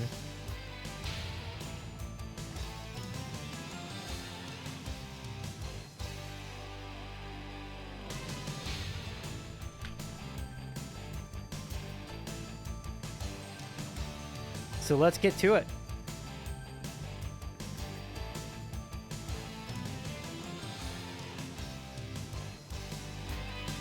The National Fast Food Championship round. It will be. The championship match will be Pizza Hut versus Wawa.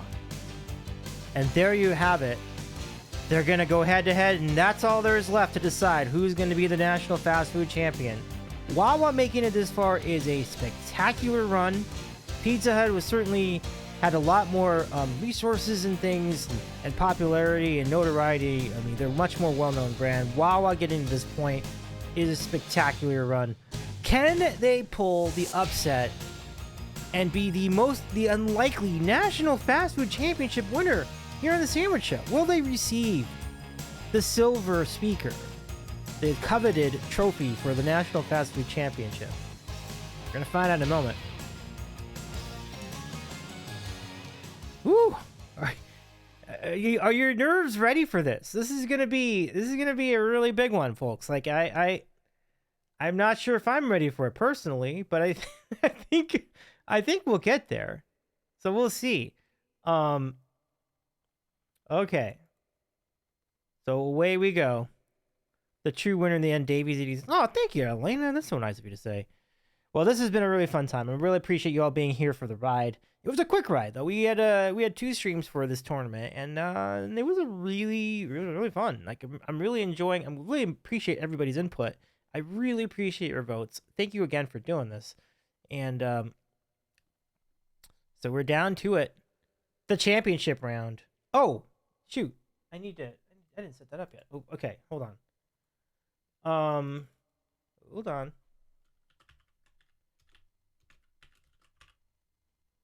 We'll just like,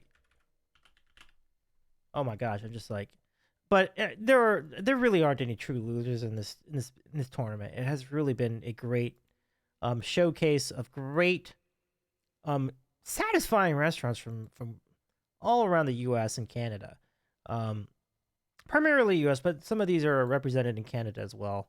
So let's do it. Elena says you are a super creative streamer. Thank you so much, Elena.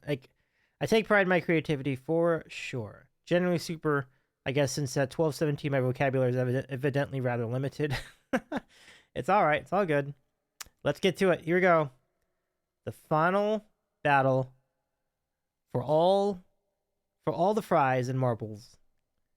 The National Fast Food Championship match.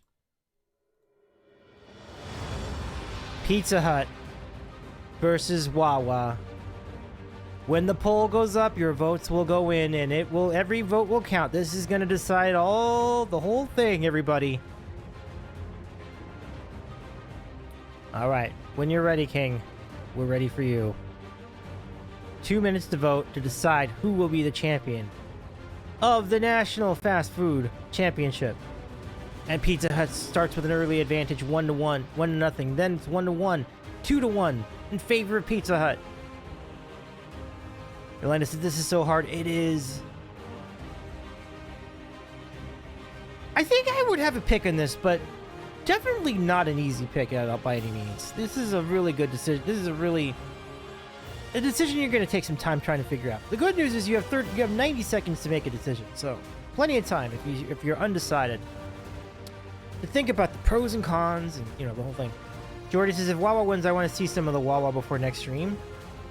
That's gonna be some feat, given that Wawa is all the way in the East Coast. It'd be fun though.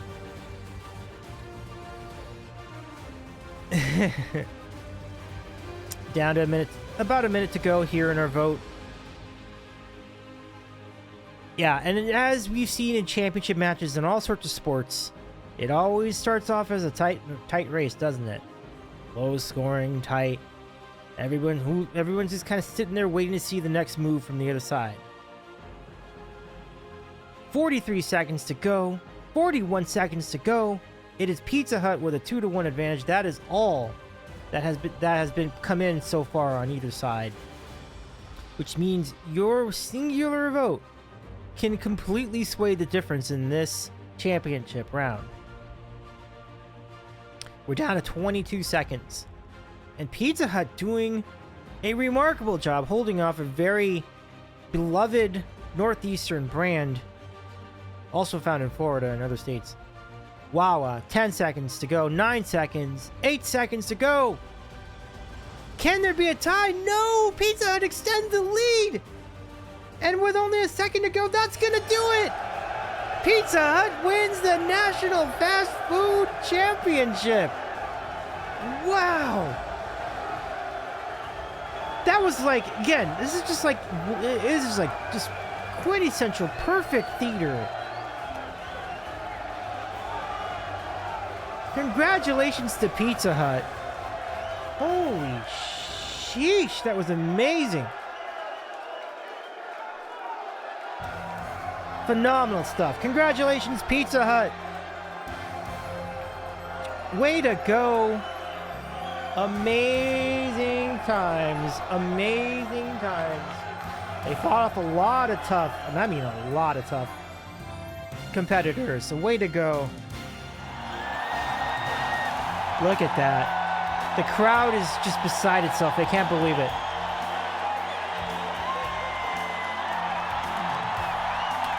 Folks, it has been amazing to follow this. And now we will present Pizza Hut with the National Championship trophy. Here we go. Your winner of the 2025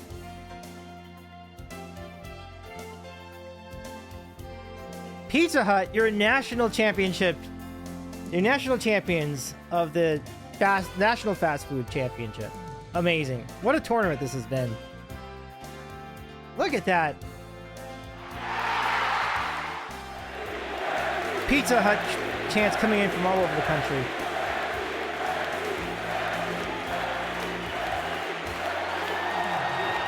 Nobody outbeats at the Hut. That's exciting.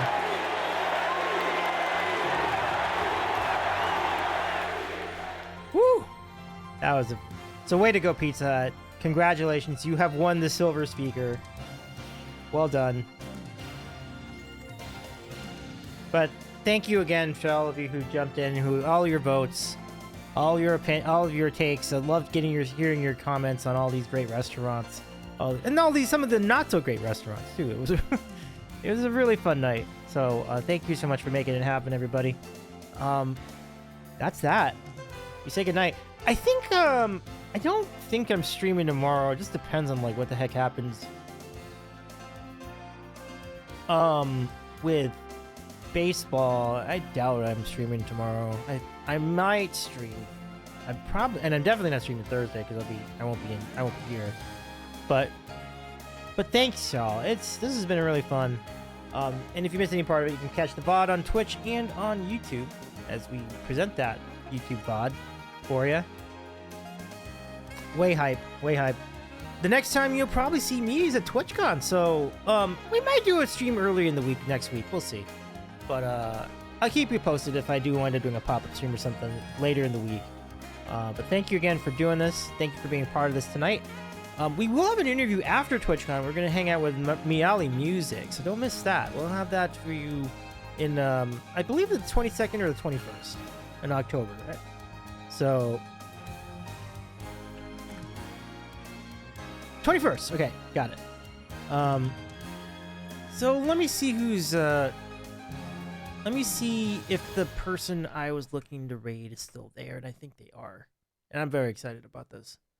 I'm very, very excited about this because we haven't seen our friend Human Juke 81 in his regular studio in a very long time. And you know, the if you remember the storm that hit about a year ago in North Carolina, it hit our friend Danny K very hard, and it knocked his studio out of commission for a while. But I understand he's back on, and we're ready to get back and pass the vibes to Human Juke 81. Y'all go follow if you're not already. He's an extraordinary talented fellow. He's a live gigging piano player.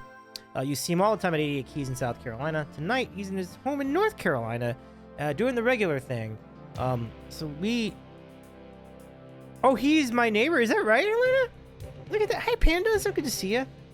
Might be a TwitchCon too if you want someone new. There's a game of Cursed Zillow Bingo on. Wait, is it really? That's fun.